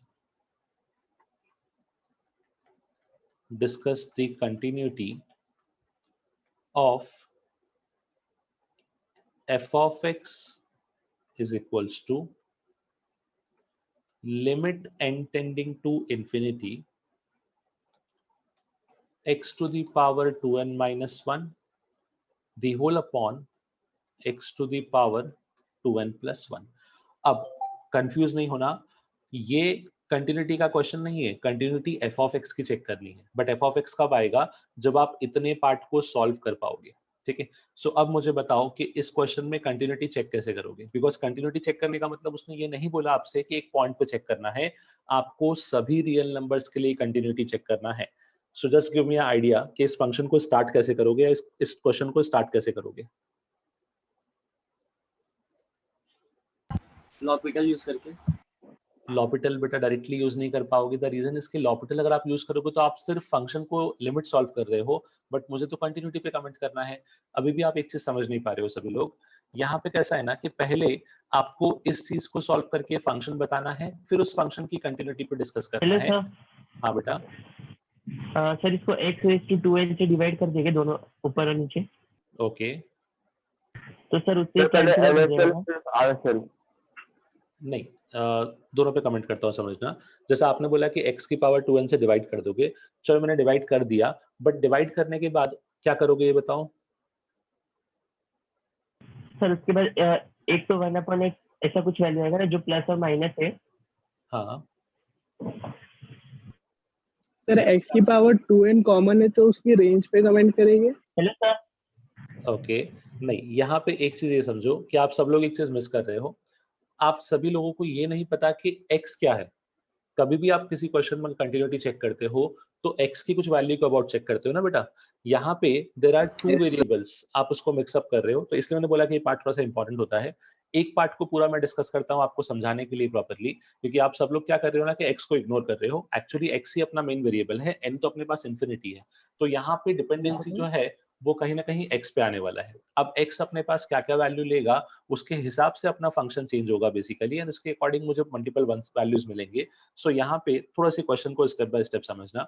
मैं सबसे पहले इस फंक्शन को सिंप्लीफाई करूंगा, ठीक है। अब इसको सिंप्लीफाई कैसे करता हूँ इसको देखो, इससे आपको क्वेश्चन को सॉल्व करने का हिंट मिलेगा, एंड देन फिर आप कंटिन्यूटी पे सबसे आखिरी स्टेप में कमेंट करोगे कि कहाँ पे कंटिन्यूस है और कहाँ पे कंटिन्यूस नहीं है। क्या इस फंक्शन को मैं ऐसा लिख सकता हूँ, limit n tending to infinity x² की power n -1 whole upon x² to the power n + 1, ये लिख सकता हूँ। Yes sir. ओके।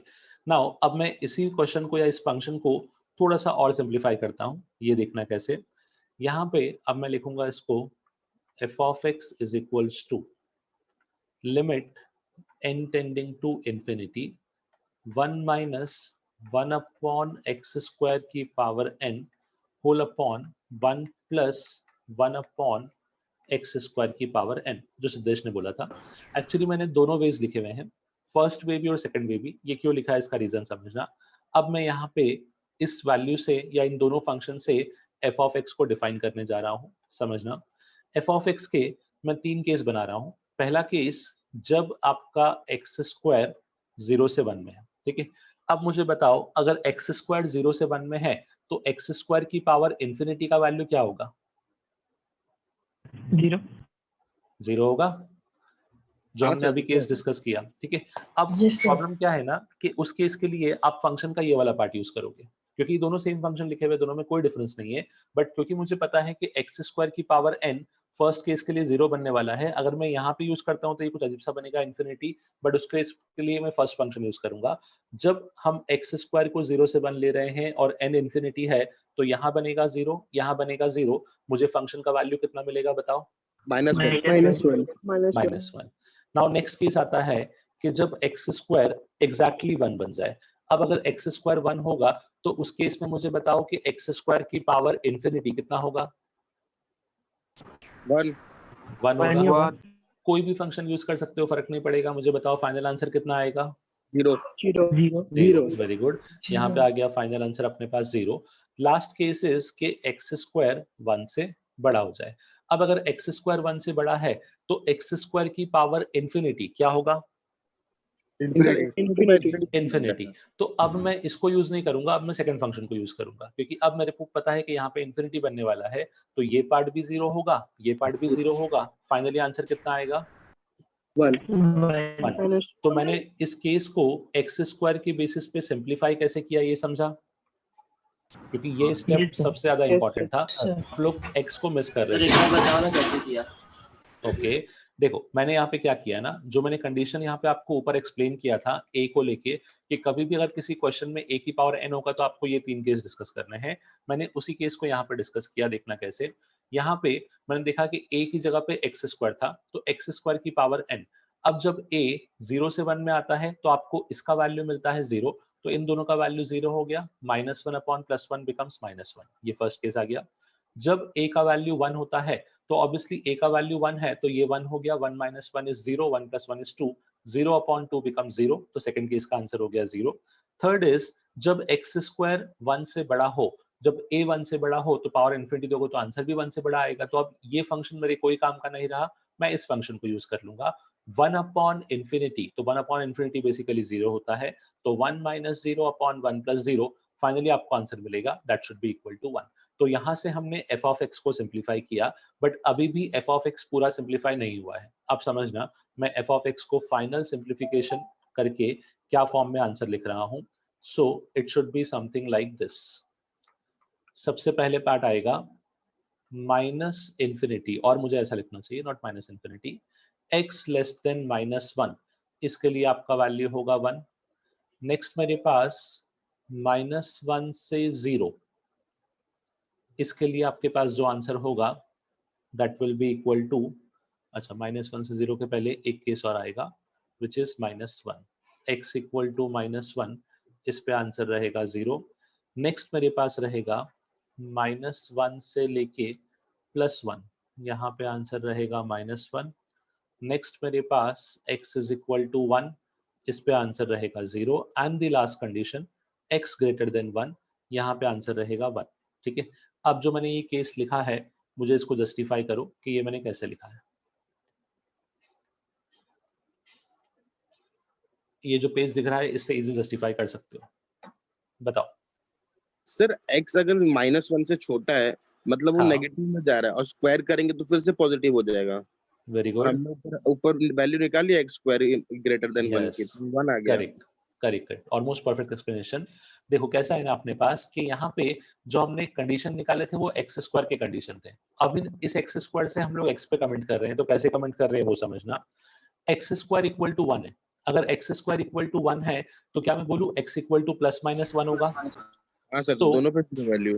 यस, तो x इक्वल टू ±1 दोनों पे आंसर 0 आएगा, तो ये मैंने ±1 पे 0 लिख दिया। ये सबको क्लियर? हाँ सर।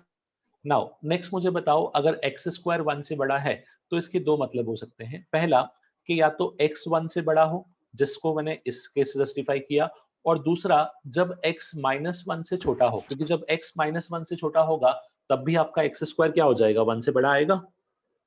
हाँ सर। Yes sir. तो सेकंड केस को हमने इससे जस्टिफाई किया, तो ये दो केस आ गए। एंड थर्ड केस, जब एक्स स्क्वायर 0 से 1 के बीच में लाई करता है तो क्या बोलूं, x -1 से +1 के बीच में लाई करेगा। तो ये आपका थर्ड केस था। तो बेसिकली मैंने क्या किया, इन तीनों केस को इस तरीके से जस्टिफाई किया। अब मेरे पास फंक्शन मिला है। जो आप सोच रहे थे कि f ऑफ x आपको एक x का फंक्शन मिलेगा, बिल्कुल नहीं, f of x is a constant function. ठीक है, f ऑफ x का वैल्यू यहाँ पे 1 है, यहाँ पे 0, यहाँ पे -1, 0, 1। क्या इस फंक्शन को देख के बता सकते हो कि ये कितनी बार डिसकंटिन्यूअस हुआ? 3 बार। 3 बार। ओके, कौन कौन से पॉइंट पे बेटा? -1 0 -1 0 0 पे किधर दिख रहा है? सबके सब पिट हो गया। ये नहीं देखना होता डिसकंटिन्यूटी के लिए, ये भी देखना होता है। चलो मैं बताता हूँ, ग्राफिकली थोड़ा सा ऑब्जर्व करो, अभी आपको चीजें क्लियर हो जाएगी। आपको पता है कि x में कौन कौन सी वैल्यू का इंपॉर्टेंस है, तो x में -1 और 1, इन दो वैल्यूज का इंपॉर्टेंस है। अब समझना, आपके पास x equal to -1, x equal to 1, x equal to -1 के पहले फंक्शन का आंसर क्या आ रहा था, 1 आ रहा था बेसिकली। तो x इक्वल टू -1 के पहले आपने y इक्वल टू 1 को मार्क कर दिया, ये ग्राफ कुछ ऐसा आया और इसको आपने छोड़ दिया। नेक्स्ट इज एग्जैक्टली -1 पे आंसर क्या हो गया, 0, तो यहाँ पे आपने 0 बना दिया। This is at, you can say y is equal to 0। फिर -1 से +1, इनके बीच में आंसर क्या हो गया आपके पास, -1, तो यहाँ पे आपने प्लॉट करना स्टार्ट किया और -1 से लेके +1 तक आप सीधा -1 ले गए। देन 1 पे वापस से आंसर क्या हो गया आपके पास, 0। देन वापस से 1 से बड़े वैल्यू पे आंसर क्या हो गया आपके पास, 1। ये जो ग्राफ बनाया ये समझा थोड़ा बहुत? हाँ हाँ सर सर करता हूँ। यस सर अब ग्राफ को देख के ही बता दो कितने पॉइंट पे डिसकंटिन्यूअस है। दो सर 1 minus 1 0। अरे जीरो क्यों बोल रहे हो बेटा, जीरो पे कहाँ डिसकंटिन्यूअस है। अच्छा हाँ 1 minus 1। 1 माइनस 1 देखो डिसकंटिन्यूटी के लिए मैंने बताया था। सर। हाँ डिसकंटिन्यूटी के लिए मैंने बताया था कि डिसकंटिन्यूटी के लिए सिर्फ आपको x देखना है, आपको वैल्यू क्या आया उससे मतलब नहीं है, वो आपको ग्राफ में हेल्प करेगा। बट डिसकंटिन्यूटी के लिए आपको ये पॉइंट चेक करना है। तो -1 पे फंक्शन का वैल्यू बदला इसलिए वो डिसकंटिन्यूअस हुआ, 1 पे फंक्शन का वैल्यू बदला इसलिए वो डिसकंटिन्यूअस हुआ, 0 पे वो एज इट इज चला गया। मैं ग्राफ को वापस से एक बार रिपीट कर रहा हूँ पूरा, ग्राफ सब लोग चेक करना। जब x का वैल्यू -1 से छोटा है तो इसका आंसर था 1, मतलब y equal to 1 is a constant line. तो -1 से छोटे मतलब ये सभी values, and this is the graph of y equal to 1। तो मैंने यहाँ से y इक्वल टू 1 को प्लॉट कर लिया। This becomes my first line. Similarly जब x का वैल्यू -1 है तो y का वैल्यू कितना आ गया 0। -1, 0 is nothing but the point on x axis. Next आपके पास जब x का वैल्यू -1 से +1 के बीच में है तो y का वैल्यू कितना आ रहा है -1। तो यहाँ पे प्लॉट किया -1 से +1 के बीच में y equal to -1, this is nothing but y equal to -1। फिर x इक्वल टू 1 हुआ तो वापस से आंसर 0 आ गया, मतलब 1, 0 is this point. And then next आपके पास हो गया x greater than 1। x greater than 1 के लिए अपने पास यहाँ पे जो पॉइंट है ये वैल्यू आया y इक्वल्स टू 1, तो वापस से y equal to 1 line continue हो गई। अभी सबको ग्राफ क्लियर है? यस सर इसके ग्राफ को देख के बताओ कि डेफिनेटली -1 और +1 पे डिसकंटिन्यूअस तो है। पहला मुझे कमेंट करो कि ये रिमूवेबल डिसकंटिन्यूटी है या नॉन रिमूवेबल है।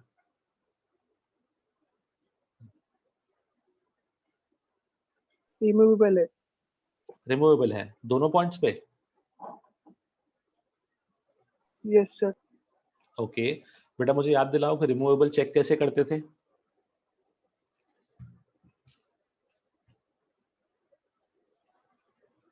डिसकंटिन्यूटी को RHL same. LHL RHL same. तो बेटा अपने को LHL RHL सेम कहाँ दिख रहा है, जरा ऑब्जर्व करो। जब -1 के लेफ्ट में जा रहे हो तो आंसर 1 हो गया, और -1 के राइट में जा रहे हो तो आंसर -1 हो गया ना बेटा। चाहो तो इसको वैल्यू सर से ये भी देख नॉन सकते हो। रिमूवेबल का फाइनाइट केस हो जाएगा। Yes this is the case of non removable finite case. मैं वापस से एक्सप्लेन कर देता हूँ। देखो सबसे पहले रिमूवेबल नॉन रिमूवेबल दोनों में पहचानने का एक बहुत बेसिक टेक्निक था कि अगर पॉइंट पे लिमिट एग्जिस्ट करता है, मतलब LHL RHL दोनों बराबर आता है तो वो रिमूवेबल है। अगर LHL RHL दोनों इक्वल नहीं आया तो फिर वो क्या बन जाएगा, नॉन रिमूवेबल। तो मैंने आपसे बोला कि जो दो पॉइंट आपने मुझे बताए that is x equal to +1 and x equal to -1 which are nothing but the point of discontinuity. तो इन पे हमको चेक करना था। पहले मैं x इक्वल टू -1 पे चेक कर रहा हूँ। आई हैव टू मेथड्स, या तो मैं ग्राफिकली चेक करूंगा या फिर मैं इस वैल्यू से चेक करूंगा, दोनों से चेक कर लेता हूँ। जब ग्राफिकली चेक करता हूँ तो -1 के लेफ्ट में इमीडिएटली आपको ये लाइन दिख रही है विच इज 1, तो लेफ्ट में आपका वैल्यू आएगा 1। जब -1 के राइट जाओगे तो आपको ये ग्राफ दिख रहा है दैट इज -1, तो एक जगह +1 है एक जगह -1, दोनों वैल्यू आपस में इक्वल नहीं है। इसी को इससे भी वेरीफाई कर सकते हो। This is exactly x equal to -1। अब -1 के लेफ्ट में जाओगे तो फर्स्ट फंक्शन चलेगा, आंसर 1 मिल जाएगा। -1 के राइट में जाओगे तो सेकंड फंक्शन चलेगा, आंसर आपको -1 मिल जाएगा। मतलब LHL is not equal to RHL। अब LHL और RHL इक्वल नहीं है तो सिंपल सा केस कि this is a case of non removable discontinuity, जिसके अंदर LHL RHL दोनों डिफाइंड है बट दोनों इक्वल नहीं है। अगर दोनों डिफाइंड है और दोनों इक्वल नहीं है तो ये कौन सा केस बन जाता है, it becomes a case of finite discontinuity. Yes अभी समझे कैसे पहचाना। यस सर हाँ क्या बोल सकता हूँ, x इक्वल टू 1 पे भी सेम केस होगा, non removable finite. Yes sir okay चलो सो इससे आपने एक चीज अभी ये देखा कि कभी भी अपने को अगर ऐसे क्वेश्चंस आएंगे जहां पे x रहेगा और n भी रहेगा तो आपको पहले n के थ्रू इस पूरे फंक्शन को सिंप्लीफाई करना है और सबसे आखिरी में डिसकंटिन्यूटी पे कमेंट करना है, बिकॉज डिसकंटिन्यूटी पे आप हमेशा x के थ्रू कमेंट कर सकते हो। इसी को समझने के लिए एक क्वेश्चन और दे रहा हूँ, इसको भी सॉल्व करो। आसान सा क्वेश्चन है बट बेसिक मिस्टेक्स होंगे, so please be careful. Discuss the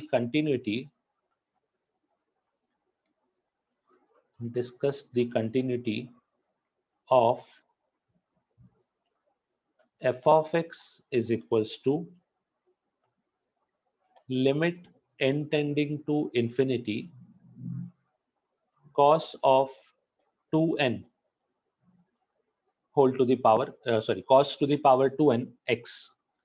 Discuss the continuity of f of x equals to limit n tending to infinity cos to the power 2n of x. Try करो, almost this almost belong to the same part.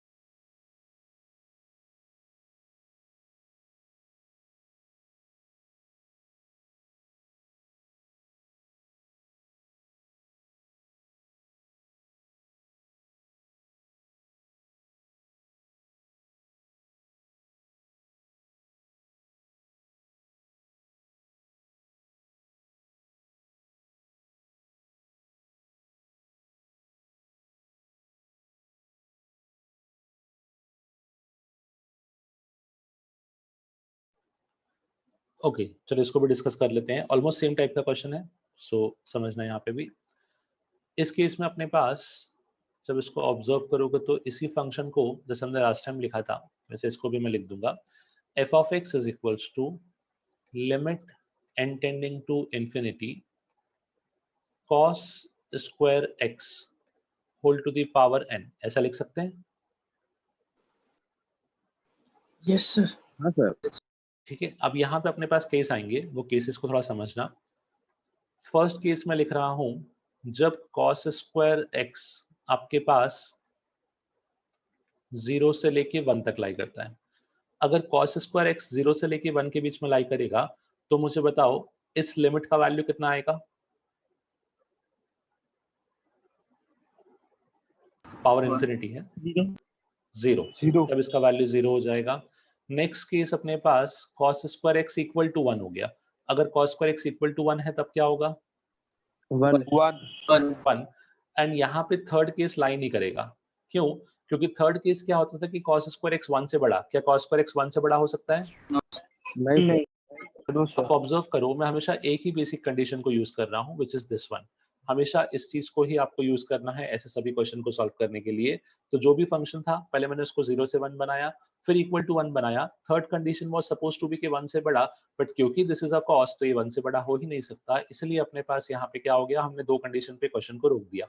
Now अब Hello, मुझे sir. बताओ। हाँ बेटा। Sir एक doubt था कि हम लोग जो भी क्वेश्चंस कर रहे हैं उसमें एक्स और एन वेरिएबल्स दोनों साथ में आ रहे हैं, अगर नहीं हाँ। रहे तो फिर सर सेपरेटली कैसे करेंगे? नहीं, इसमें कैसा है ना, देखो इसमें डिपेंडेंसी दो चीजों पे है। इसमें यह है कि n tend towards infinity and x is a variable जिसमें आपको हर पॉइंट पे कंटिन्यूटी चेक करनी है। अब तक हम क्या कर रहे थे कि x को इंफिनिटी लेके लिमिट को सॉल्व कर रहे थे, तो that was one category of question. अभी यहाँ पे जो आया है कि n आपको पहले सिंप्लीफाई करना है। जब आपने n को सिंप्लीफाई किया, जैसे फॉर दिस स्टेप मैं ऐसा बोल सकता हूँ कि यहाँ तक जो फंक्शन था वो n के फॉर्म में था, अब मैंने फंक्शन को प्योरली x के फॉर्म में लिख दिया है। अब मैं इसको फर्दर सिंप्लीफाई करके फंक्शन पे कमेंट करूंगा और उस फंक्शन की कंटिन्यूटी मुझे बतानी थी। That was supposed to be the exact question. Okay sir. हाँ, मतलब कहीं ना कहीं होता क्या है ना, इसको समझो कि आप दो चीजों पे साइमल्टेनियसली कमेंट नहीं कर सकते, तो आप क्या करते हो कि पहले सब कुछ हटा के n को पहले रिमूव करते हो by putting the values of n। और मेनली इस कॉन्सेप्ट का मतलब ही वो ये कि आप इस लिमिट को सिंप्लीफाई करके पहले फंक्शन को सिंप्लीफाई करते हो, फिर उस फंक्शन के जो आंसर आए हैं उस आंसर को जस्टिफाई करने का ट्राई करते हो कि कहाँ पे कंटिन्यूस होगा और कहाँ पे कंटिन्यूस नहीं होगा। नाउ अब मुझे इतना बताओ, जो ये फर्स्ट हमने 0 आंसर लिखा है, ये है जब cos स्क्वायर x 0 से 1 के बीच में है। मुझे बताओ cos स्क्वायर x का वैल्यू अगर 0 से 1 के बीच में आ रहा है तो उस कंडीशन पे आप x पे कुछ कमेंट कर सकते हो कि x कहां से कहां तक लाई करेगा? पाई के मल्टीपल पे। पाई के मल्टीपल पे बेटा वो तो सेकंड केस हो जाएगा ना। चलो इसको थोड़ा सा आसान बनाता हूँ, इसको साइड में रखो, पहले इसकी बात करते हैं। ये जो 1 आपने आंसर लिखा है cos square x equal to 1, अगर cos square x equal to 1 है तो क्या मैं बोलूँ कि cos x equal to plus minus 1 होगा? हाँ सर। ठीक है, और अगर cos x equal to plus minus 1 है, इसका मतलब मुझे बताओ कि x कितना है? 0 और पाई। 0 और पाई। क्या इसके अलावा भी कुछ और आंसर हो सकते हैं अगर मैं जनरल सॉल्यूशन की बात करूं तो? सर 0 पाई पाई के मल्टीपल्स हो जाएगा ना? Yes, that is nothing but x is equal to n pi, जिसको हम बोलते हैं all the multiples of pi. ये सबको क्लियर है? Second case. हाँ सर। अब फर्स्ट केस पे आते हैं। एक बार बताओ ना सेकंड केस। सेकंड केस में क्या है बेटा, देखो cos x इक्वल टू 1 और cos x equal to minus 1, इन दोनों का मुझे सोल्यूशन चाहिए। अब cos x इक्वल टू 1 होता था 0 पे, 2 पाई पे, 4 पाई पे and so on. cos x equal to minus 1 होता है पाई, 3 पाई, 5 पाई एंड सो ऑन। तो जब इन दोनों को आप साइमल्टेनियसली ऑब्जर्व करोगे तो आपको दिखेगा कि cos x का वैल्यू या x का वैल्यू जब भी पाई का मल्टीपल होगा तो cos का वैल्यू या तो -1 बनेगा या +1 बनेगा, और उसका स्क्वायर हमेशा कितना हो जाएगा? +1। तो वहां से मैंने आंसर लिखा है कि अगर cos square x equal to 1 है तो x equal to n pi हो जाएगा। यहाँ से मुझे x का आंसर मिला। इसी तरीके से अगर मैं बोलूँ कि cos स्क्वायर x 0 से 1 के बीच में है, अगर cos स्क्वायर x 0 से 1 के बीच में है तो क्या मैं इतना बोल दूं कि x जो है वो n पाई का मल्टीपल नहीं होना चाहिए, बस खाली दैट्स द ओनली कंडीशन, बाकी हमेशा चलेगा। ये समझे? जब n पाई का मल्टीपल था, ज्यादा जाएगा ना सर? नहीं नहीं बेटा ऐसा नहीं है।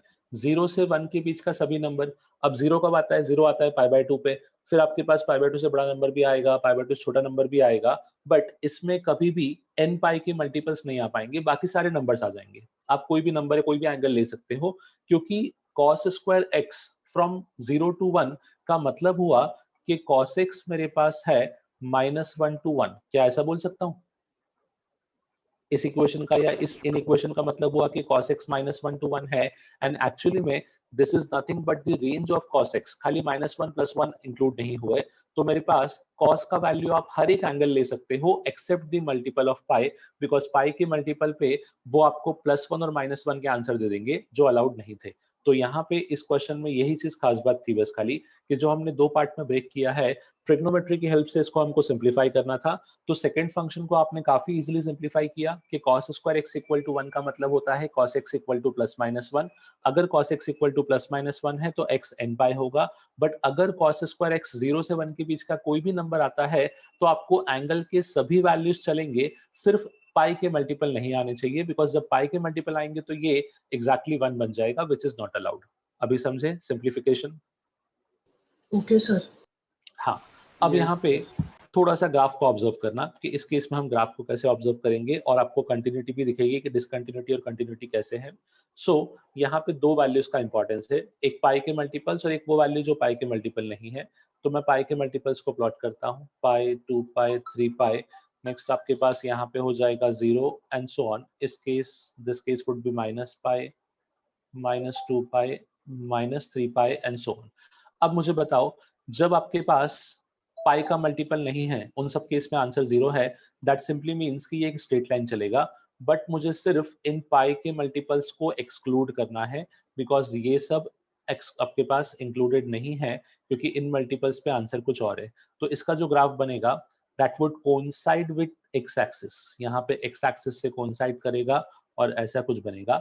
और जब आप पाई के मल्टीपल की बात करोगे तो पाई के मल्टीपल पे आपका आंसर 1 है, तो वो आंसर आपको ऊपर दिखेगा। लेट्स से दिस इज 1, तो यहाँ पे आपको एक 1 दिख रहा है, यहाँ पे 1 दिखेगा, फिर पाई पे यहाँ पे 1 दिखेगा, this is also 1, this is also 1। Graph कैसे प्लॉट कर रहा हूँ ये समझा? Yes sir. हाँ, अब यहाँ पे मुझे बताओ कि ये कौन कौन से पॉइंट पे डिसकंटिन्यूअस है? n pi. Yes, it is n pi. discontinuous at n pi. Discontinuous for all x belongs to n pi. Just hold on for a second.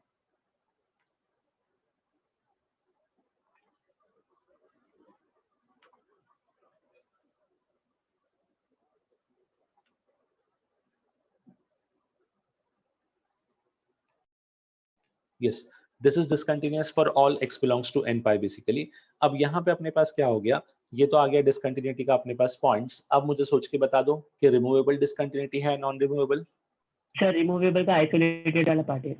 Yes, very good. First of all, it's a removable discontinuity. आप किसी भी point को observe करो, let us से 2 पाई, तो 2 पाई के left में भी 0 है और 2 पाई के राइट में भी 0 है। मतलब एक चीज तो कंफर्म है कि limit extending to n pi f of x जो है वो आपके पास एग्जिस्ट करता है, और अगर लिमिट एग्जिस्ट करता है तो नॉन रिमूवेबल तो होने से रहा, this will always be a case of removable. और क्योंकि जो पॉइंट है उस पॉइंट का वैल्यू मिसिंग नहीं है, दैट इज जस्ट आइसोलेटेड, तो इसको हम क्या बोलेंगे? It's nothing but a case of isolated point removable discontinuity. अभी समझा सॉल्व कैसे किया? Yes sir. हाँ, सो ये जो केस है जो मैंने सबसे आखिरी में आज डिस्कस किया है बेसिकली, इसको थोड़ा सा एक बार ऑब्जर्व करना, क्योंकि ये केस काफी हद तक लॉजिकल है। और ये केस में कैसा है ना कि आपने देखा कैलकुलेशन ज्यादा नहीं है, आपको सिर्फ लॉजिकल करेक्ट रहना है बेसिकली, कि आपके पास दो चीजों को साइमल्टेनियसली ऑब्जर्व करना है, and it involves multiple concept. छोटा क्वेश्चन होता है बट फिर भी एडवांस के लिए अच्छे से आ जाता है। ये दोनों क्वेश्चन एडवांस में कभी भी पूछे जा सकते हैं, बिकॉज कैसा है ना कि ये क्वेश्चन हाईली लाइकली है एग्जाम के पॉइंट ऑफ व्यू से, क्योंकि कॉन्सेप्चुअल क्वेश्चन है और डायरेक्टली आपसे पूछे जा सकते हैं इस क्वेश्चन को लेके, तो थोड़ा सा केयरफुल रहो। सो ये वाला कॉन्सेप्ट सबको क्लियर है? लास्ट वाला जो मैंने डिस्कस किया, तो सर ग्राफ बता देना वापस। ग्राफ बता देता हूँ, नो इश्यूज। देखो ग्राफ में दो चीजें हैं, इसके ग्राफ का वैल्यू 0 होता है जब n पाई का मल्टीपल नहीं है, और इसके ग्राफ का वैल्यू 1 होगा जब n पाई का मल्टीपल है। तो मैंने क्या देखा, n पाई के मल्टीपल थे उनको अलग से प्लॉट कर लिया, मतलब पाई, 2 पाई, 3 पाई, 0, -पाई, और उन सब पे आंसर 1 दिखा दिया, क्योंकि सिर्फ पाई के मल्टीपल पे आंसर 1 है, तो ये जो डॉट है ये 1 को रिप्रेजेंट कर रहे हैं, दिस इज वैल्यू 1। नाउ अब जो बाकी पार्ट है उन सभी पे आंसर 0 है, तो बाकी सब पार्ट पे मैंने स्ट्रेट लाइन ड्रॉ कर दिया, समथिंग लाइक दिस। अब मुझे क्या दिखा कि यहाँ से जब मैं प्लॉट करना स्टार्ट करता हूँ तो ये सब पे कंटिन्यूस आ रहा है, कंटिन्यूस आ रहा है, अचानक से एक पॉइंट आया जहाँ पे जंप आ जाएगा, ये गैप आ गया, अब ये ऊपर चला गया वैल्यू, फिर वापस से नीचे आया, फिर नीचे आया, वापस से same same same, again discontinuous. तो ये जो जहाँ पे आपको हॉलो सर्कल्स दिख रहे हैं, ये सभी हॉलो सर्कल्स पे अपना जो ग्राफ है ये कहीं ना कहीं बेसिकली डिसकंटिन्यूस हो गया, और ये जो भी डिसकंटिन्यूस हुआ है इन पॉइंट्स को हमने बोला पाई के मल्टीपल। सेकेंडली, क्योंकि यहाँ पे हर पॉइंट पे LHL RHL इक्वल है और लिमिट का जो वैल्यू है वो अपने पास सेम है, तो इसलिए इसको हमने बोला रिमूवेबल डिसकंटिन्यूटी। बट जो पॉइंट पे फंक्शन का वैल्यू है वो अपने पास डिफाइंड आता है, that is a well defined value. तो साथ ही साथ हमने ये भी बोला कि वैल्यू डिफाइंड है एंड फाइनाइट है, तो इसको हम बोलेंगे आइसोलेटेड पॉइंट डिसकंटिन्यूटी। सो यहाँ से हमने डिफाइन किया, it's nothing but removable as well as isolated point discontinuity for this case. ठीक है अभी? Yes, sir. Okay, so with this अपना कंटिन्यूटी कंप्लीट होता है। नेक्स्ट सेशन में हम लोग स्टार्ट करेंगे डिफरेंशिएबिलिटी, वहां पे कंटिन्यूटी कुछ एप्लीकेशंस आएंगे तो उनको वहां पे डिस्कस करेंगे। सो नेक्स्ट लेक्चर में डिफरेंशिएबिलिटी स्टार्ट करते हैं। चलो, that's it for today, see you all next time. Sir, yes बेटा? सर टेक्स्ट बुक खरीद सकते हैं ना बोर्ड्स का? हाँ ले सकते हो, अभी ले सकते हो बेटा। टेक्स्ट बुक में खाली एक ही चीज ध्यान रखना, या तो इस साल का एडिशन हो या फिर लास्ट ईयर का, बिकॉज लास्ट ईयर भी सेम सिलेबस था, जो उन्होंने रिड्यूस किया था वो सेम ही था, तो लास्ट ईयर का एडिशन या फिर इस साल का एडिशन कोई भी ले सकते हो, अब चलेगा। Okay sir. सर जो रेड्यूस सिलेबस सेम ही है ना? रिडक्शन सेम है, मैंने ऑब्जर्व जितना किया है सेम ही है, एक बार और मैं कंफर्म कर देता हूँ, मोस्टली सेम ही रिडक्शन है। सर कल आपको मैंने बोर्ड का ना PDF भेजा था, मैंने वेबसाइट से निकाला था बोर्ड की हाँ reduction बेटा, का। मैंने फॉरवर्ड किया है वो, हाँ मैंने फॉरवर्ड किया फैकल्टीज को चेक करने के लिए, जैसे ही उनका फीडबैक आएगा तो एक बार देख के मैं आपको रिवर्ट बैक करता हूँ ना। ओके सर, चलेगा, बाय सर PDF नहीं है क्या? PDF टेक्स्ट बुक का? हाँ सर। हाँ है ना, मिल जाएगा, टेक्स्ट बुक का PDF वेबसाइट पे अवेलेबल है ऑलरेडी। मैं वेबसाइट का लिंक शेयर कर दूंगा, आप मुझे व्हाट्सएप ड्रॉप कर दो, मैं आपको लिंक शेयर करता हूँ ना। ठीक, सर ग्रुप में कर दीजिए। श्योर श्योर, ओके बेटा, thank you. Bye sir. Bye बेटा। Bye sir, thank you sir. Bye बेटा। Bye, sir. Have a nice day. Bye बेटा, you too।